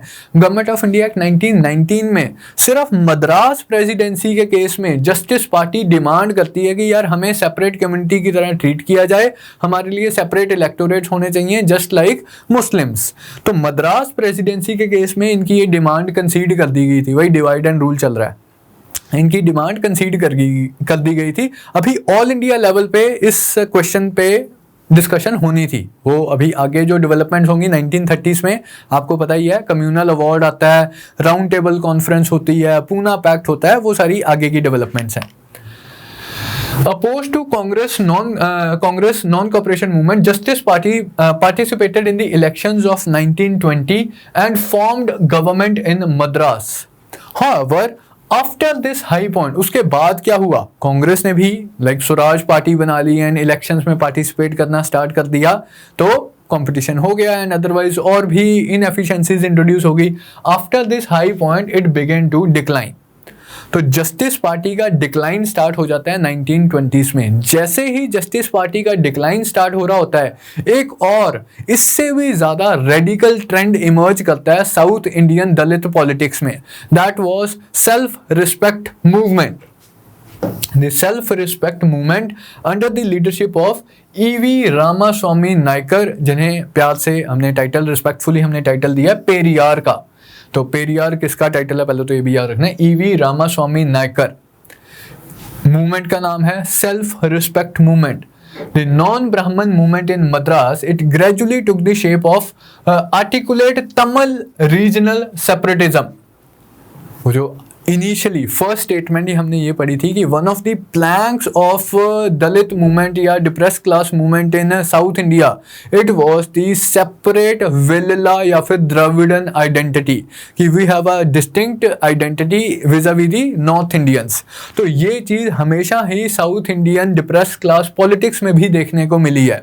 तो it took the shape of articulate Tamil regional separatism culminating ultimately in the formation of DK, Dravid काज़गम। ये जो डीके है, it was the parent party of जो आज की डीएमके पार्टी है, द्रविड़ मुनेत्रा काज़गम, एंड डीएमके सही एआईडीएमके निकली है, ये जो आज की तमिलनाडु की जो पार्टीज हैं। तो डीएमके एआईडीएमके इनका जो ओरिजिनल पार्टी थी that was Dravida Kazhagam DK party. ये भी नायकर ने ही बनाई है 1944 में। Periyar E.V. Ramaswamy Naicker he form this party Dravida Kazhagam in 1944। तो ये हो गया साउथ इंडिया की इंपॉर्टेंट डेवलपमेंट्स। अब बात करते हैं एक और aspect of the Dalit politics, that was the temple entry movements. Social form of discrimination को अपोज करना है। किस तरह से अपोज करना है कि जो रिस्ट्रिक्शंस इम्पोज की गई हैं उन रिस्ट्रिक्शंस को वायलेट करना है, ऑर्गेनाइज्ड तरीके से वायलेट करना है। जैसे टेम्पल एंट्री, टेम्पल्स में दलित्स की एंट्री बैंड होती थी काफ़ी सारे टेम्पल्स में, तो उस चीज़ को प्रोटेस्ट करने के लिए organised temple entry movements organise की जाती थी, कंडक्ट की जाती थी अपने राइट्स को डिफेंड करने के लिए। तो काफ़ी टेम्पल एंट्री मूवमेंट्स हुई हैं, गुरु वरूज सत्याग्रह हुआ, वाइकॉम सत्याग्रह हुआ, काफ़ी सारे गांधीयन मेथड से, मतलब not under the leadership of Gandhi ji of course, लेकिन गांधीयन सत्याग्रह का टूल अडॉप्ट किया गया है in organising these temple entry movements की नॉन वायलेंट मैनर में हम अपने राइट्स को असर्ट करेंगे, बिकॉज लाइक ये चीज़ें गलत हो रही हैं, सोशल डिस्क्रिमिनेशन को हम इस तरह से लड़ सकते हैं। तो temple entry movements they also worked as a form of temple Dalit protests. A number of religious sects like SNDP, जिसकी हम बात कर रहे थे, श्री नारायण धर्म परिपालना, among एज़ावा कम्युनिटी केरला वाले रीजन में, मालाबार वाले रीजन में एक्टिव है। तो it inculcated the message of simple devotion and social equality and thus it interrogated the fundamentals of Hindu social hierarchy, कि क्यों एक कम्युनिटी के अगेंस्ट डिस्क्रिमिनेशन प्रैक्टिस की जाती है, उसके अगेंस्ट किस तरह से हम आवाज़ उठा सकते हैं। तो सोशल प्लेन पे temple entry movements was one method in which voice was raised against such form of discrimination. A number of temple entry movements took place, most famous of them being Vaikom satyagraha in 1924-25 in Malabar. Quite a successful satyagraha था। इसमें SGPC जो form हुई थी, Akali Dal form हुआ था पंजाब में, वो भी इस सत्याग्रह में आके पार्टिसिपेट करते हैं इवेंचुअली वाइकॉम सत्याग्रह में। तो काफ़ी सक्सेसफुल सत्याग्रह मूवमेंट थी ये Vaikom satyagraha of 1924-25 in Malabar. In Maharashtra Mahar community के लीडर थे doctor BR Ambedkar. He organised a satyagraha in 1927 to claim the right to use water from a public tank in Mahad. Public tank से, जैसे टेम्पल में एंट्री प्रोहिबिशन थी, ये एक फॉर्म ऑफ डिस्क्रिमिनेशन थी। Public tanks या पब्लिक वेल से पानी नहीं लेने दिया जाता था डिप्रेस्ड कम्युनिटीज़ को। तो इसके अगेंस्ट डॉक्टर BR अम्बेडकर 1927 में सत्याग्रह ऑर्गेनाइज करते हैं। अभी ये तो बहुत डिस्क्रिमिनेटरी प्रैक्टिस है। डॉक्टर BR अम्बेडकर इवेंचुअली काफ़ी अग्रेसिव सा स्टैंस अडॉप्ट करते हैं एंड इवेंचुअली दिसंबर 1927 में he publicly burned a copy of Manusmriti. कह रहे कि ये जो सारा सोशल कोड है जिन बुक से डिराइव किया गया है, मनुस्मृति, याज्ञवल्क्य स्मृति, यहीं से लाइक कास्ट सिस्टम को काफ़ी हद तक लेजिटिमाइज किया जाता है कि एंशिएंट स्क्रिप्चर्स में दिया हुआ है, वेदास में नहीं दिया हुआ है, उपनिषद में नहीं दिया हुआ है इस फॉर्म में जिस फॉर्म में आज की डेट में या उन दिनों में प्रैक्टिस किया जाता था। मनुस्मृति में, याज्ञवल्क्य स्मृति में, धर्मशास्त्र लिटरेचर में इन डिसेबिलिटीज़ के ऊपर बहुत ज़्यादा एम्फेसिस दिया गया है। तो in protest against such discrimination doctor B.R. Ambedkar 1927 में in a public ceremony he burned a copy of Manusmriti.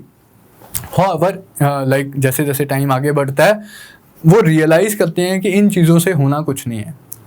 Society में अब्रप्ट चेंज लाना इन मेथड से एक फ्यूटाइल एफर्ट है according to doctor B.R. Ambedkar. Eventually 1930s में वो चीज़ रियलाइज़ करते हैं।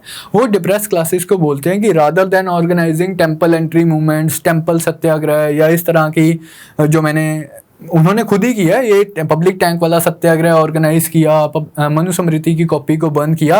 वो कहते हैं इससे अच्छी अप्रोच ये होगी अगर हम पॉलिटिक्स या फिर एजुकेशन के ऊपर कंसंट्रेट करेंगे।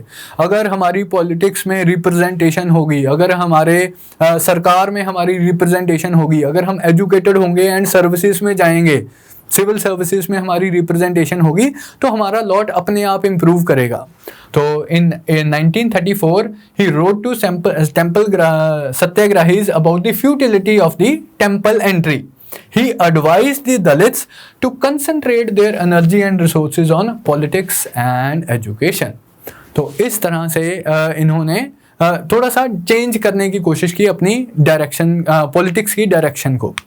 अब हम बात करते हैं ऑर्गेनाइज्ड पॉलिटिक्स की। क्या मूवमेंट्स वगैरह ऑर्गेनाइज की गई पॉलिटिकल फील्ड में, क्या ऑर्गेनाइजेशंस वगैरह बनी, किस तरह से वो पार्टिसिपेट कर रही थी। सबसे पहले बनती है all India depress classes conference. अब ये ना थोड़ा सा कंफ्यूजिंग सा टॉपिक रहता है, नाम बिल्कुल सिमिलर से है, कभी कॉन्फ्रेंस बनेगी, कभी एसोसिएशन बनेगी, कभी पार्टी बनेगी, कभी कुछ बनेगा, कभी लीग बनेगी, तो नाम बिल्कुल मिलते जुलते से हैं। तो एक चीज़ हमने ध्यान में रखनी है कि यार क्रोनोलॉजी, किस क्रोनोलॉजी में ये ऑर्गेनाइजेशंस वगैरह बनी है। तो सबसे पहले कॉन्फ्रेंस होती है, पहले मिल बैठ के कॉन्फ्रेंस करते हैं अभी क्या करना है क्या नहीं करना। All India depress classes conference Nagpur में under the presidency of Maharaja of Kolhapur 1920। उसके बाद कॉन्फ्रेंस में क्या फैसला लिया, हम एसोसिएशन बनाते हैं, all India depress classes association. और मतलब ये क्या फ़ैसला लिया है, मैं ऐसे ही आपको याद रखने के लिए बता रहा हूँ, एक्चुअली नहीं है, काफ़ी टाइम का अंतर है। ये 1920 में है, ये 1926 में है। तो all India depress classes association बनती है 1926 में under MC Raja of Madras, Maharaja of Kolhapur, MC Raja, conference association. Doctor B.R. Ambedkar 1930 में बनाते हैं all India depress class Congress, नाम है कांग्रेस, बनाई है डॉक्टर B.R. अम्बेडकर ने। इंडियन नेशनल कांग्रेस ने कुछ नहीं किया इसमें। Doctor B.R. Ambedkar he founded his own all India depress class Congress 1930 Nagpur में। कांग्रेस कहती है यार हम भी तो डिप्रेस क्लासेस के लिए काम कर रहे हैं, हम क्या करें, हमने भी तो एक पार्टी बनानी है। तो इवेंचुअली कांग्रेस क्या करती है, 1935 में all India depress classes league बनाती है अंडर बाबू जगजीवन राम। गांधी जी हमेशा से ही मतलब Dalit upliftment was one of the planks of constructive programme of Mahatma Gandhi, कि ब्रिटिश सरकार को बॉयकॉट करना है, वो सारी चीज़ें, पिकेटिंग करनी है, हड़ताल करनी है, सत्याग्रह ऑफर करना है, वो तो नेगेटिव प्रोग्राम हो गया। एक पॉजिटिव या फिर कंस्ट्रक्टिव प्रोग्राम था, उसमें क्या था, women upliftment, Dalit upliftment, temperance movement चलानी है। तो Dalit upliftment was always part of Gandhian constructive programme. लेकिन एज सच ऑर्गेनाइज्ड पॉलिटिक्स के लिए कुछ ज़्यादा डेवलपमेंट्स नहीं हो रही थी कांग्रेस के अम्ब्रेला में। तो इस चीज़ को केटर करने के लिए 1935 में all India depress classes league बनाई जाती है अंडर बाबू जगजीवन राम। इससे पहले अब हम 1935 में आ गए हैं। 1932 के अराउंड वो कंट्रोवर्सी हुई थी कम्युनल अवार्ड वाली। 1932 में British prime minister Ramsay MacDonald ये डिप्रेस क्लासेस को as a separate community recognise करते हैं एंड उन्हें सेपरेट इलेक्टोरेट्स ग्रांट करते हैं जिसे हम बोलते हैं कम्युनल अवार्ड। लेकिन Mahatma Gandhi fast unto death पे बैठ जाते हैं कि this is a step by British government to divide the Hindu community. Ultimately doctor B R Ambedkar and Mahatma Gandhi इनके बीच में अग्रीमेंट होती है, जिस अग्रीमेंट को हम जानते हैं as Poona pact. Poona Yerawada jail of Poona में ये डिस्कशंस होती हैं एंड इस अग्रीमेंट को हम बोलते हैं पूना पैक्ट। क्या था पूना पैक्ट में, बताओ भाई? इसमें सेपरेट इलेक्टोरेट्स की डिमांड को रिजेक्ट कर दिया गया था।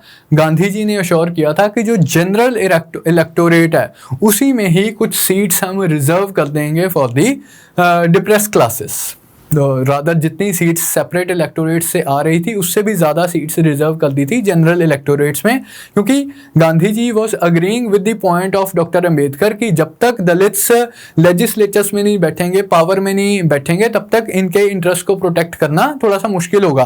तो गांधी जी ने वो पॉइंट कंसीड कर दिया, लेकिन सेपरेट इलेक्टोरेट्स की फॉर्म में नहीं, कहते कि जनरल इलेक्टोरेट्स में हम आपको रिप्रेजेंटेशन रिजर्वेशन देने के लिए एग्री कर रहे हैं। फिर डॉक्टर अंबेडकर 1937 में इलेक्शंस होते हैं। डॉक्टर अंबेडकर इन इलेक्शंस में पार्टिसिपेट करते हैं, लेकिन पार्टी की कोई बहुत अच्छी परफॉर्मेंस नहीं होती है। रादर इलेक्शन से पहले डॉक्टर अंबेडकर अपना वोट बैंक और एक्सपैंड करने के लिए वो इंडिपेंडेंट लेबर पार्टी बना लेते हैं कि सिर्फ कास्ट के बेसिस पे वोट्स डिमांड करना या वोट्स एक्वायर करना एक मुश्किल प्रोसेस है, तो थोड़ा सा ब्रॉड बेस्ड अपनी पार्टी को करते हैं। लेबर के इंटरेस्ट को, वर्कर्स के इंटरेस्ट को भी ये रिप्रेजेंट करते हैं। तो इंडिपेंडेंट लेबर पार्टी बनाते हैं 1936 में to mobilise the poor and untouchables on a broader basis than caste alone. जुलाई 1942 में he was appointed as a labour member in the Viceroy's executive council. 1942 में टाइम क्या है, क्विट इंडिया मूवमेंट चल रही है, ऑल इंडिया अपसर्ज है। British सरकार को सपोर्ट चाहिए इंडिया में से कि जब क्विट इंडिया मूवमेंट चल रही है, ब्रिटिश सरकार को चाहिए कि एक सेक्शन ऑफ इंडियन सोसाइटी हमें सपोर्ट कर दे। कोई सेक्शन ऑफ इंडियन सोसाइटी तो हमें सपोर्ट करते। मुस्लिम लीग ब्रिटिश सरकार को सपोर्ट करती है, doctor B R Ambedkar British सरकार को सपोर्ट करते हैं and doctor B R Ambedkar को अपीस करने के लिए he was appointed as the labour member of viceroy's executive council in 1942। वो जो अगस्त ऑफर के बाद एंड क्रिप्स प्रपोजल के बाद जो चेंजेस वगैरह आए थे। In 1942 in Nagpur he started all India schedule caste federation. तो ये जो इतनी सारी ऑर्गेनाइजेशंस बनी हैं, इनका आपने नाम ध्यान में रखना है। कब all India depress classes league बनी है, किसने बनाई है, एसोसिएशन हुई है, कौन प्रेसिडेंट था, कांग्रेस बनी है, किसकी लीडरशिप में बनी है, तो ये सारी ऑर्गेनाइजेशंस के नाम आपके एग्जाम पॉइंट ऑफ व्यू से इंपॉर्टेंट रहेंगे। लेकिन क्विट इंडिया मूवमेंट के बाद जो दलित मूवमेंट थी एज अ होल काफ़ी डिक्लाइन कर जाती है। उसका एक कारण होता है 1942 में इंडिया की सबसे क्रांतिकारी और मतलब मास मूवमेंट स्टार्ट होती है, क्विट इंडिया मूवमेंट। उस मूवमेंट को सपोर्ट करने की बजाय and all the various sections of Indian society quit India movement को सपोर्ट कर रहे हैं, लेकिन अगर आपके लीडर्स क्विट इंडिया को सपोर्ट करने की बजाय ब्रिटिश को सपोर्ट करेंगे तो पॉपुलर लेजिटिमेसी आपकी कम हो जाएगी, लोगों में आपकी सपोर्ट कम हो जाएगी। लोग रादर गांधी जी को या जो क्विट इंडिया मूवमेंट उस टाइम पे चल रही थी उसे ज़्यादा सपोर्ट कर रहे हैं। डॉक्टर बी आर अम्बेडकर सरकार के पॉइंट ऑफ व्यू से वाइसरॉय की एग्जीक्यूटिव काउंसिल में बैठे हुए हैं। तो Dalit movement it was absorbed into the wider larger Gandhian movement, the nationalist movement led by Indian National Congress.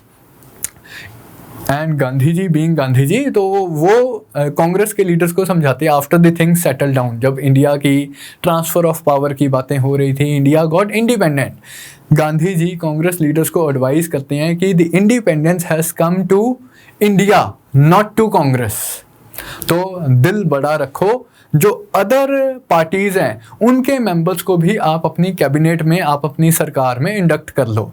ऐसे पार्टी मत खेलो, the independence has come not only to the Congress party but to India as a whole. तो बाकी बाकी parties के leaders को भी आप अकोमोडेट करो।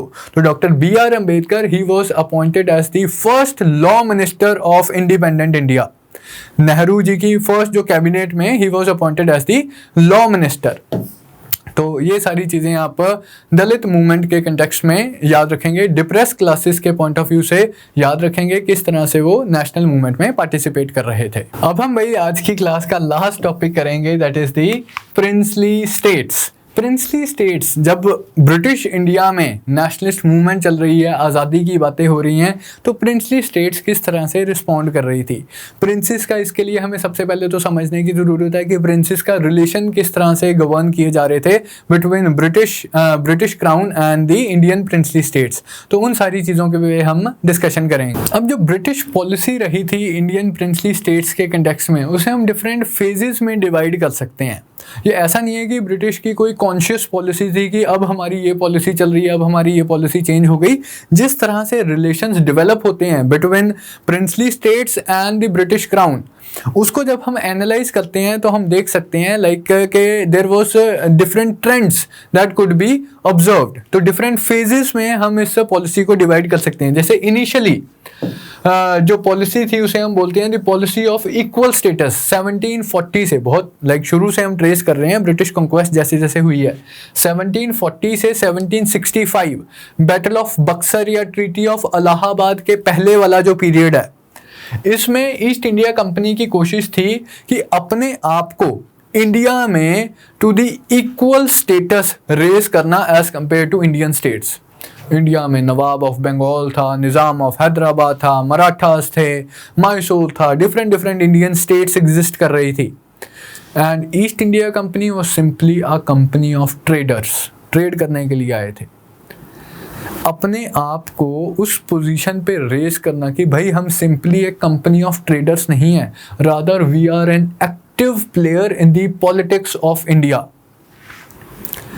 कैसे रेस कर सकते थे ये अपने आप को from a company of traders to the status of active participant in the politics of India? By participating in the politics of India, जो कि कार्नेटिक वॉर्स के टाइम पे फ्रेंच गवर्नर ड्यूप्लेक्स ने जो प्रोसेस स्टार्ट किया था कि हम लोकल इंडियन पॉलिटिक्स में इंटरवीन करते हैं, अपने बंदे अपॉइंट करते हैं, लड़ाई करते हैं, लड़ाई में हराते हैं, and then will be the power to be reckoned with. तो वही प्रोसेस अब British East India Company adopt करती है। पहले तो फ्रेंच को एलिमिनेट करती है, बाकी सबको तो पहले ही एलिमिनेट कर दिया था। जो फ्रेंच थ्रेट होती है उसे भी एलिमिनेट करते हैं। फिर लोकल पॉलिटिक्स में इंटरवीन करते हैं। 1757 में प्लासी होता है, 1764 में बक्सर होता है, 1765 में ट्रीटी ऑफ इलाहाबाद साइन की जाती है मुगल एम्परर शाह आलम II के साथ। तो इन सब चीजों से क्या हुआ, East India Company was raised from a company of traders to the level of an active political participant in the political scene of India. तो पॉलिसी ऑफ इक्वल स्टेटस हो गया। अगली पॉलिसी है जो 1818 तक चलती है, 1765 से 1818 तक रफली। ऐसा अगेन मैं क्लियर कर रहा हूँ, ऐसा नहीं है कि कोई पॉलिसी बनाई गई थी एंड पॉलिसी अब चेंज हो गई। जो कंक्वेस्ट का प्रोसेस है उसे ही हम एनालाइज करके ये बातें कर रहे हैं। ये जो गप्पे हैं they are based on our analysis of the process of the conquest. Buxar से लेके 1818 जब थर्ड एंग्लो मराठा वॉर हुई है, इसके बीच में जो पॉलिसी है उसे हम कह सकते हैं कि it was kind of policy of ring fence, कि यहाँ पर ब्रिटिश, इस टेरिटरी में ब्रिटिश का कंट्रोल है, तो अपने बाउंड्रीज को डिफेंड करना है। मान लो इस साइड पे सी है, यहाँ पर कोई इंडियन स्टेट है, यहाँ पर कोई दूसरी इंडियन स्टेट है, यहाँ पर कोई तीसरी इंडियन स्टेट है, कोई चौथी इंडियन स्टेट है। अपनी बाउंड्रीज को डिफेंड करना है, रिंग फेंस। या तो मेरी बाउंड्री में जो स्टेट्स हैं वो फ्रेंडली स्टेट्स होनी चाहिए जिनसे मेरे को कोई खतरा नहीं है। अगर वो स्टेट्स फ्रेंडली स्टेट्स नहीं है, जैसे मद्रास के बिल्कुल बॉर्डर पे था मैसूर, मैसूर फ्रेंडली स्टेट तो नहीं है, वो तो कंपीटिंग स्टेट है।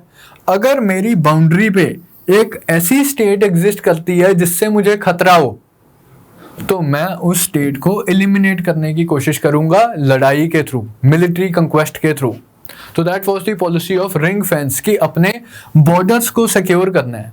एंड ये एक सेल्फ परपिचुएटिंग सा प्रोसेस बन गया कि मान लो मैंने मैसूर में अपने आप को एक्सटेंड कर लिया, एक दिन आया मैंने मैसूर को हरा दिया, फोर्थ एंग्लो मैसूर वॉर हुई 1799 में, मैंने मैसूर को हरा दिया। अब मैसूर का सारा इलाका मैंने अपने कंट्रोल में ले लिया या एक कुछ इलाका लोकल मैसूर के रूलर के हाथ में छोड़ दिया। अब उसका कॉन्सिक्वेंस क्या हुआ, मेरी बाउंड्रीज एक्सपैंड कर गई। कल मैं यहां तक एग्जिस्ट करता था, आज मैं यहां तक एग्जिस्ट करता हूं। क्योंकि मेरी बाउंड्रीज एक्सपैंड कर गई तो यहां पर मेरा एक नया पड़ोसी बन गया। अब पता नहीं ये नया पड़ोसी मेरे फ्रेंडली है या नहीं है। अगर तो फ्रेंडली है तो ठीक है, अगर ये फ्रेंडली नहीं है तो ये नए पड़ोसी को भी हराया जाए। जैसे ही नए पड़ोसी को हरा दिया, अब ये मेरी नई बाउंड्रीज बन गई। अब ये मेरी पहले मेरी बाउंड्रीज यहां तक थी, अब मेरी बाउंड्रीज यहां तक बन गई। अब क्योंकि मेरी बाउंड्रीज यहां तक पहुंच गई हैं, मेरा एक नया पड़ोसी आया। अब पता नहीं है नया पड़ोसी मेरे फ्रेंडली है या नहीं है तो ठीक है, नहीं तो इसको भी हराएंगे। ये इस तरह से एक सेल्फ परपिचुएटिंग सा प्रोसेस बन गया एंड ब्रिटिश कंटिन्यूसली एक्सपैंड करते गए। ये पॉलिसी चली है ऑलमोस्ट 1818 तक, जब मराठास को फाइनली डिफीट कर दिया गया in the third Anglo Maratha war. अगली जो पॉलिसी है 1818 से 1858 के ऑनवर्ड्स, जब लॉर्ड हेस्टिंग्स अपना पैरामाउंटसी का कंसेप्ट देते हैं, उसको हम बोल सकते हैं पॉलिसी ऑफ सबऑर्डिनेट आइसोलेशन। पैरामाउंटसी के कंसेप्ट में क्या था कि ब्रिटिश एक पैरामाउंट पावर है, अपने इंटरेस्ट को प्रोटेक्ट करने के लिए वो आपके इंटरनल अफेयर्स में इंटरवीन भी कर सकते हैं, आपने इंटरनल अफेयर्स को कंट्रोल भी कर सकते हैं। फिर भी अगर उनके इंटरेस्ट प्रोटेक्ट नहीं हो रहे हो तो वो आपके स्टेट को अनेक्स भी कर सकते हैं। अब किस तरह से ब्रिटिश कंट्रोल करेंगे आपके इंटरनल अफेयर्स को, वो अपना एक रेजिडेंट अपॉइंट करेंगे। वो रेजिडेंट आपके इंटरनल एडमिनिस्ट्रेशन के ऊपर कड़ी नजर रखेगा एंड आपको बोल दिया जाएगा कि आपने किसी और के साथ डील नहीं करना, ना किसी और इंडियन पावर के साथ डील करना है, ना किसी और यूरोपियन पावर के साथ डील करना है। तो इस तरह से कड़ा कंट्रोल मेंटेन किया जाएगा आपकी इंटरनल एडमिनिस्ट्रेशन के ऊपर। आपको आइसोलेट कर दिया जाएगा बाकी की पॉलिटिक्स से कि हम देख लेंगे बाकी सारी चीजें, एंड आपकी इंटरनल एडमिनिस्ट्रेशन भी हमारा रेजिडेंट देखता रहेगा। सबऑर्डिनेट लेवल पे आइसोलेशन कर दी, हम बोल सकते हैं उसे policy of subordinate isolation. Then है पॉलिसी ऑफ सबऑर्डिनेट यूनियन। 1858 से 1935, 1857 की रिवोल्ट के बाद एक स्ट्रक्चर में चेंज आता है एंड क्वीन विक्टोरिया की प्रोक्लेमेशन में ये प्रॉमिस किया जाता है कि हम भाई आज के बाद कोई फर्दर कंक्वेस्ट वगैरह नहीं करेंगे। रादर इंडियन प्रिंसेस ने हमें काफ़ी सपोर्ट किया है इन सप्रेसिंग द रिवोल्ट ऑफ 1857, तो हम उनकी कंट्रीब्यूशन को रिकग्नाइज करते हुए उन्हें एक बहुत ही ग्रैंड इंपीरियल हायरार्की में बांध देते हैं। एक हायरार्की बना लेते हैं कि यार सबसे ऊपर बैठा हुआ है ब्रिटिश मनार्क, ब्रिटिश क्राउन, उसके नीचे लाइक सेक्रेटरी ऑफ स्टेट, उसके नीचे है इंडिया में वाइसरॉय ऑफ इंडिया, उसके नीचे इस तरह से एक हायरार्की क्रिएट कर लेते हैं। जिस प्रिंसली स्टेट की जितनी इंपॉर्टेंस है, कोई बड़ी प्रिंसली स्टेट है, कोई छोटी प्रिंसली स्टेट है, उन्हें इलेबोरेटली एक हायरार्की में बांध दिया, एक स्ट्रक्चर में बांध दिया, एक यूनियन सी क्रिएट कर दी। प्रिंसेस के क्या राइट्स होंगे, क्या प्रिविलेजेस होंगे, कौन सा प्रिंस आएगा उसे कितने तोपों की सलामी मिलेगी। किसी को 11 गन सैल्यूट मिलता था कि जैसे निज़ाम ऑफ हैदराबाद आया तो 11 तोपों की सलामी दी जाएगी, वाइसरॉय ऑफ इंडिया आया उसे 21 तोपों की सलामी दी जाएगी। एक इलेबोरेट हायरार्की में बांध दिया गया हमारे प्रिंसेस को एंड उन्हें बोल दिया गया कि भाई ये वाले तुम्हारे राइट्स हैं, ये वाले तुम्हारे प्रिविलेजेस हैं, ये privileges and rights guaranteed by the British crown है, इन्हें छेड़ा नहीं जाएगा। तो उस पॉलिसी को हम बोल सकते हैं policy of subordinate union. Subordinate level पे है, मतलब ऑफ कोर्स इक्वल लेवल तो नहीं है, इंफीरियर लेवल है, सबऑर्डिनेट लेवल पे है, लेकिन एक यूनियन में बांधने की कोशिश की गई है। This policy went all the way officially till 1935 हम बोल सकते हैं। 1935 में इस पॉलिसी को चेंज करने की कोशिश की गई थी जब आइडिया रेज किया गया था फेडरेशन का। गवर्नमेंट ऑफ इंडिया एक्ट 1935 क्या कहता है कि हम एक फेडरेशन ऑफ इंडिया क्रिएट कर देते हैं जिसमें ब्रिटिश इंडियन प्रोविंसेस भी होंगे, जिसमें प्रिंसली स्टेट्स भी पार्टिसिपेट करेंगी। लेकिन प्रिंसली स्टेट्स इस आइडिया को रिजेक्ट कर देती हैं। प्रिंसली स्टेट्स इस आइडिया को रिजेक्ट कर देती हैं एंड पुराने जो अरेंजमेंट होता है, सबऑर्डिनेट यूनियन वाला जो अरेंजमेंट होता है, वही आगे कंटिन्यू करता है। अब इस कंटेक्स्ट में एक इम्पॉर्टेंट डेवलपमेंट है,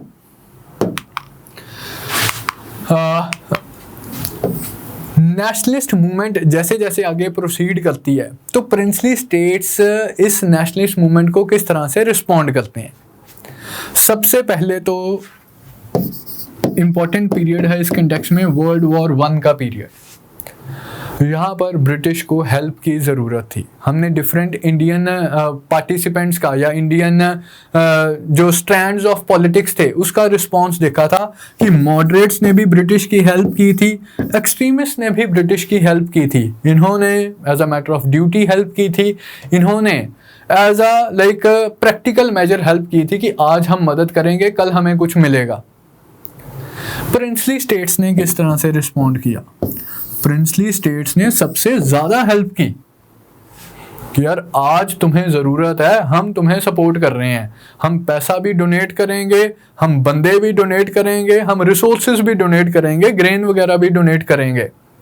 लो हमारी तरफ से हमारे फ्रेंड्स को, हमारे जो सुपीरियर पावर है उसे हमारी ये कंट्रीब्यूशन समझ ले, जब उसे ज़रूरत थी तो हमने हेल्प की थी। आइडिया इनका भी ये था कि इन्हें वॉर के बाद थोड़ा सा एडिक्वेटली इनके एफर्ट्स को रिवॉर्ड किया जाएगा। Eight the same time world war 1 ख़त्म होने के इमीडिएटली बाद क्या हो गया, जो पॉलिटिक्स का रुख था वो ही एकदम से चेंज हो गया। गांधीयन नेशनलिज्म स्टार्ट हो गया, मास मूवमेंट स्टार्ट हो गई, पीपल बेस्ड मूवमेंट स्टार्ट हो जाती हैं। इस कंटेक्स्ट में अब प्रिंसेस डिमांड करते हैं एंड इस डिमांड को रिकॉग्नाइज भी किया जाता है कि प्रिंसेस के इंटरेस्ट को प्रोटेक्ट करने के लिए हम एक ऑर्गेनाइजेशन बना देते हैं, हम एक एसोसिएशन से बना देते हैं जिसे बोला जाता है चेंबर ऑफ प्रिंसेस, नरेंद्र मंडल। हिंदी में इसे बोला गया नरेंद्र मंडल, कि ब्रिटिश सरकार कहती है कि बहुत खुश हैं हम आपकी कंट्रीब्यूशन से, आपके इंटरेस्ट को प्रोटेक्ट करने के लिए आप एक ऑर्गेनाइज्ड आपको प्लेटफॉर्म दे दिया, यहाँ पर आप अपने इश्यूज रेज कर सकते हो, हमारे सामने पेश कर सकते हो, हम एडिक्वेटली उन चीज़ों को एड्रेस करेंगे। तो government of India 1919 it provided for 120 member chamber of princes, जिसे नरेंद्र मंडल भी बोलते हैं, to advise the British Raj on all matters relating to states as well as their relationship with the paramount power. Red Fort में इसे inaugurate किया जाता है 1921 में। लेकिन जैसा कि मैंने आपको बताया कि नॉन कोऑपरेशन मूवमेंट स्टार्ट हो गई 1920 में, 21 में नई form of politics came into existence, people based politics involving mass participation of the people. अब इसके रिस्पॉन्ड में क्या हुआ, कुछ स्टेट्स में, जो कुछ प्रिंसली स्टेट्स में जो पॉलिटिकली ज़्यादा एक्टिव थी, वहाँ प्रजा मंडल्स केम इनटू एग्जिस्टेंस। वहाँ नरेंद्र मंडल बना, लोगों ने अपने प्रजा मंडल्स बना लिए। भी ऐसा थोड़ी है कि सिर्फ प्रिंसेस ही अपनी ऑर्गेनाइजेशन बना सकते हैं, प्रिंसली स्टेट्स के लोग भी तो अपने इंटरेस्ट को प्रोटेक्ट करने के लिए, अपने राइट्स डिमांड करने के लिए कोई ऑर्गेनाइजेशन बना सकते हैं। तो काफ़ी सारी प्रिंसली स्टेट्स में धीरे धीरे करके, पहले स्टार्टिंग विद 2 स्टेट्स जो ज़्यादा पॉलिटिकली एक्टिव थी, Praja Mandals came into existence, peoples conferences, states people conferences came into existence. Under the influence of non-cooperation and खिलाफत, various प्रजा मंडल्स और states people's conferences were organized। कहाँ? मैसूर, हैदराबाद, बड़ौदा एंड काथियावाड़ स्टेट्स, गुजरात वाली, Deccan states, Indore. These Praja Mandals were eventually, जब एक एक करके डिफरेंट स्टेट्स में बन रहे हैं, तो eventually रियलाइज किया गया कि हमें एक ऑल इंडिया ऑर्गेनाइजेशन की ज़रूरत है। तो these Praja Mandals were eventually affiliated to a national body called All India States Peoples Conference. आज़ादी से पहले के कंटेक्स्ट में, प्री इंडिपेंडेंस पीरियड में, अगर शब्द स्टेट्स इस्तेमाल किया जाता है तो वो प्रिंसली स्टेट्स के कंटेक्स्ट में किया जाता है। आज़ादी के बाद तो हमारी स्टेट गवर्नमेंट बन गई। All India States Peoples Conference founded in 1927, headquarters at Bombay. इसी दौरान जब ये स्टेट्स कॉन्फ्रेंस बनी है 1927 में, एक और इम्पॉर्टेंट डेवलपमेंट क्या हुई है साइमन कमीशन अपॉइंट हुआ था। 1928 में साइमन कमीशन इंडिया आता है। जब साइमन कमीशन अपॉइंट हुआ था, साइमल्टेनियसली एक और कमीशन भी अपॉइंट हुआ था, मतलब कमीशन नहीं, कमेटी अपॉइंट हुई थी जिसे हम बोलते हैं इंडियन स्टेट्स कमेटी। इस कमेटी के चेयरपर्सन थे सर बटलर, इसलिए इस कमेटी को बटलर कमेटी भी बोला जाता है। Sir Harcourt Butler was the chairperson of this committee, इसलिए इस कमेटी को बटलर कमेटी भी बोला जाता है। साइमन कमीशन का काम था ब्रिटिश इंडिया के कंटेक्स्ट में कॉन्स्टिट्यूशनल स्ट्रक्चर को रिव्यू करना एंड अपने रिपोर्ट प्रेजेंट करना। बटलर कमेटी का काम था प्रिंसली स्टेट्स के कंटेक्स्ट में कॉन्स्टिट्यूशनल स्ट्रक्चर या जो रिलेशंस गवर्न किए जा रहे हैं princely states and British crown के बीच में, उन रिलेशंस को रिव्यू करना एंड अपनी रिपोर्ट प्रेजेंट करना।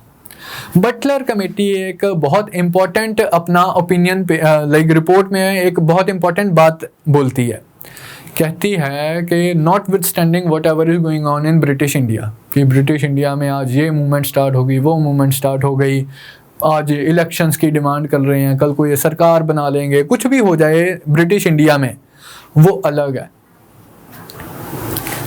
जो पैरामाउंसी है,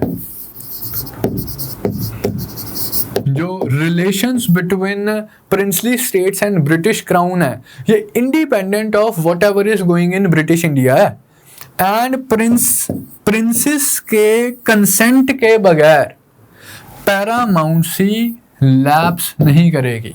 ऐसा नहीं होगा कि वन डे हम सारी पावर ट्रांसफर कर देंगे गवर्नमेंट ऑफ इंडिया को एंड जो हमारे रिलेशंस हैं, पैरामाउंट पावर एंड प्रिंसेस के जो रिलेशंस हैं, वो भी हम हैंड ओवर कर देंगे गवर्नमेंट ऑफ इंडिया को। हमारे रिलेशंस इंडिपेंडेंट हैं whatever is going on in British India.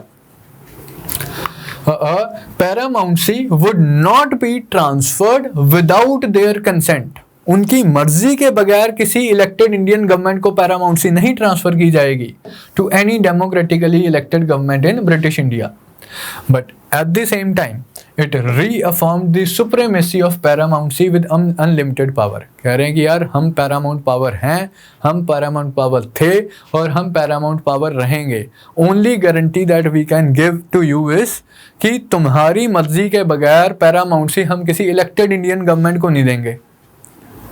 ये इन्होंने बोला था 1928 की बटलर कमेटी में। Eventually the way things turned out, British अपनी इस बात से मुकर गए थे। इवेंचुअली जब आज़ादी की बात होती है, when British decided to transfer power to India, तो क्या हुआ पैरामाउंसी का? कहते कि बस पैरामाउंसी भी ख़त्म होगी, ख़त्म, ओवर, गेम ओवर। अब जो भी है गवर्नमेंट ऑफ इंडिया है, जो भी है गवर्नमेंट ऑफ पाकिस्तान है, अपने आप देख लो, हम कुछ नहीं कर सकते, सॉरी। तो लाइक बाद में वो मुकर ही जाते हैं। पैरामाउंसी वॉज यूनिलेटरली ट्रांसफर्ड या यूनिलेटरली डिसॉल्व्ड। उसके बाद it was left to government of India and government of Pakistan to deal with the princely states. आगे की developments, Jawaharlal Nehru was the first Congress president to associate national struggle with the princely states. अब तक late 1920s 1929 तक, 1927 में हमने already देखा कि all India states people conference बन गई, 1928 में बटलर कमेटी बन गई। What about the people of princely states? People of princely states अपने प्रजा मंडल्स के थ्रू अपने प्रिंसेस से रिफॉर्म्स तो डिमांड कर रहे थे, लेकिन क्या वो लार्जर फ्रीडम स्ट्रगल में भी पार्टिसिपेट कर रहे थे? क्या Congress as an organisation princely states के लोगों को पॉलिटिकली एजुकेट कर रही थी या उन्हें इन्वॉल्व कर रही थी अपने साथ? 1920s में तो ये काम नहीं हो रहा था। जवाहरलाल नेहरू ने पहली बार कांग्रेस को प्रिंसली स्टेट्स के लोगों के साथ एसोसिएट करने की कोशिश की। he declared in 1929 Indian states cannot live apart from rest of the India। भाई वो भी तो रेस्ट ऑफ इंडिया का पार्ट ही हैं। कब तक मतलब ये दो लाइक अलग अलग डिवाइडेड से रूट्स हम फॉलो करते रहेंगे कि ब्रिटिश इंडिया में एक अलग सिस्टम चल रहा है, प्रिंसली स्टेट्स में एक अलग सिस्टम चल रहा है। They cannot live apart from rest of the India. The only people who have the right to determine the future of the states must be the people of the states। In generally कहते हैं कि जिस तरह से British India में हम British से स्वराज, पूर्ण स्वराज डिमांड कर रहे हैं कि ब्रिटिश सरकार लंदन में बैठी हुई नहीं डिसाइड करेगी कि इंडियंस क्या कर सकते हैं क्या नहीं कर सकते हैं। Indians have the right to control their own political destiny. The same thing is true for princes as well, princely states as well, कि प्रिंसेस अपने महलों में बैठे हुए अपनी प्रजा के फ्यूचर को नहीं डिसाइड करेंगे, rather people of the princely states would decide there political future. तो जवाहरलाल नेहरू ने ये प्रोसेस ऑफ इंटीग्रेशन स्टार्ट किया, लेकिन मतलब जो real spurt of movement in the princely states है वो 1930s में आता है, सिविल डिसोबीडियंस मूवमेंट ऑनवर्ड्स। बहुत एक्टिवली प्रिंसली स्टेट्स के लोग अपने राजाओं के अगेंस्ट, अपने प्रिंसेस के अगेंस्ट रिफॉर्म्स डिमांड करते हैं, मूवमेंट्स ऑर्गेनाइज करते हैं। अब इस बैकग्राउंड में आपको एक डेवलपमेंट समझनी है। हमने राउंड टेबल कॉन्फ्रेंस डिस्कस किया था। राउंड टेबल कॉन्फ्रेंस का जो सेकंड सेशन है उसका फेलियर भी डिस्कस किया था। एक कारण क्या था फेलियर का, वो तो हो गया सेपरेट इलेक्टोरेट्स वाला मुद्दा, उसे निकाल दो। दूसरा कारण था फेडरेशन स्कीम।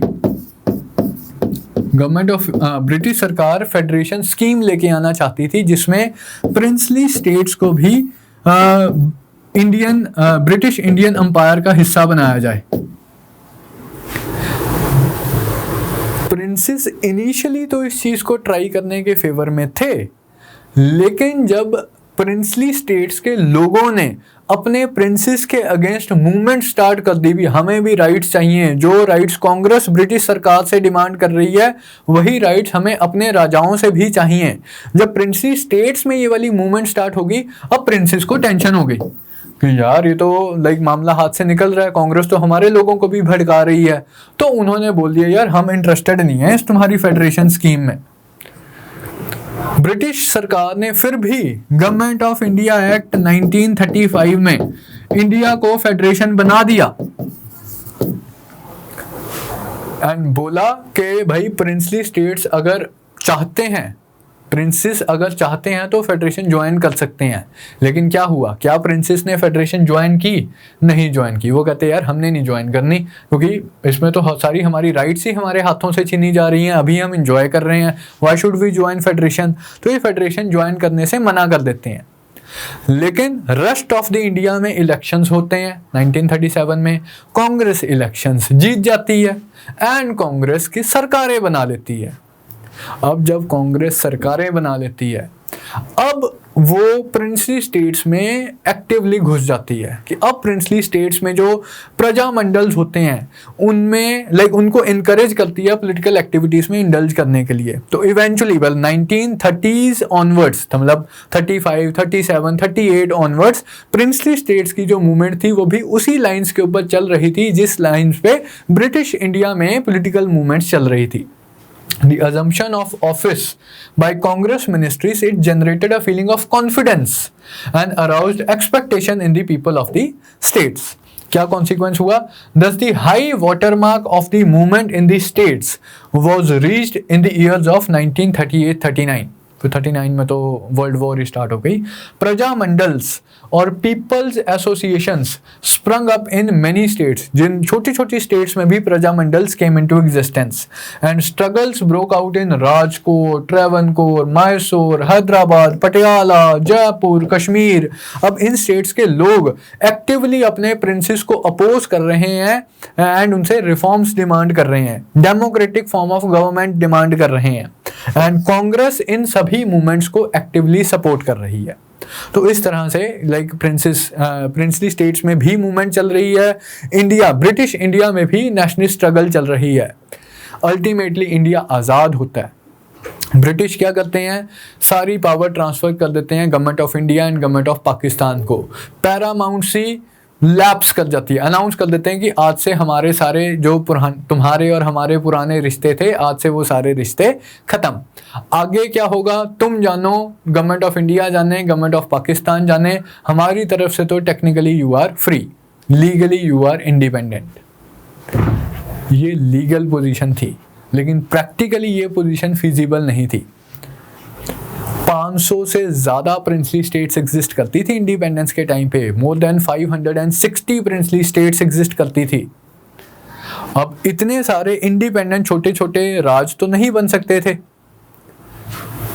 तो even though legally princely states were to be independent, but practically ये प्रिंसली स्टेट्स के राजाओं को कन्वे कर दिया गया था लॉर्ड माउंटबेटन द्वारा ही कि भाई लीगली तो तुम फ्री हो, लेकिन समझदारी इसमें है कि या तो आप इंडिया ज्वाइन कर लो या आप पाकिस्तान ज्वाइन कर लो on the basis of continuality, कि मतलब जो कंट्री आपके सराउंडिंग कंट्री है आप उसी कंट्री को ज्वाइन कर लो, तभी आप अपने इंटरेस्ट प्रोटेक्ट कर पाओगे।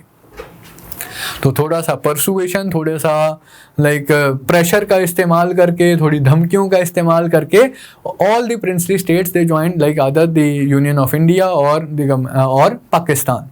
प्रॉब्लमेटिक रीजन्स रहे कश्मीर, हैदराबाद एंड जूनागढ़, इन सब चीज़ों की कहानी रादर ये पूरा जो इंटीग्रेशन ऑफ प्रिंसली स्टेट्स वाला प्रोसेस है हम पोस्ट इंडिपेंडेंस हिस्ट्री में डिटेल में कवर करते हैं। अभी मतलब आज़ादी से पहले क्या हुआ वो सारी चीज़ें इंपॉर्टेंट है।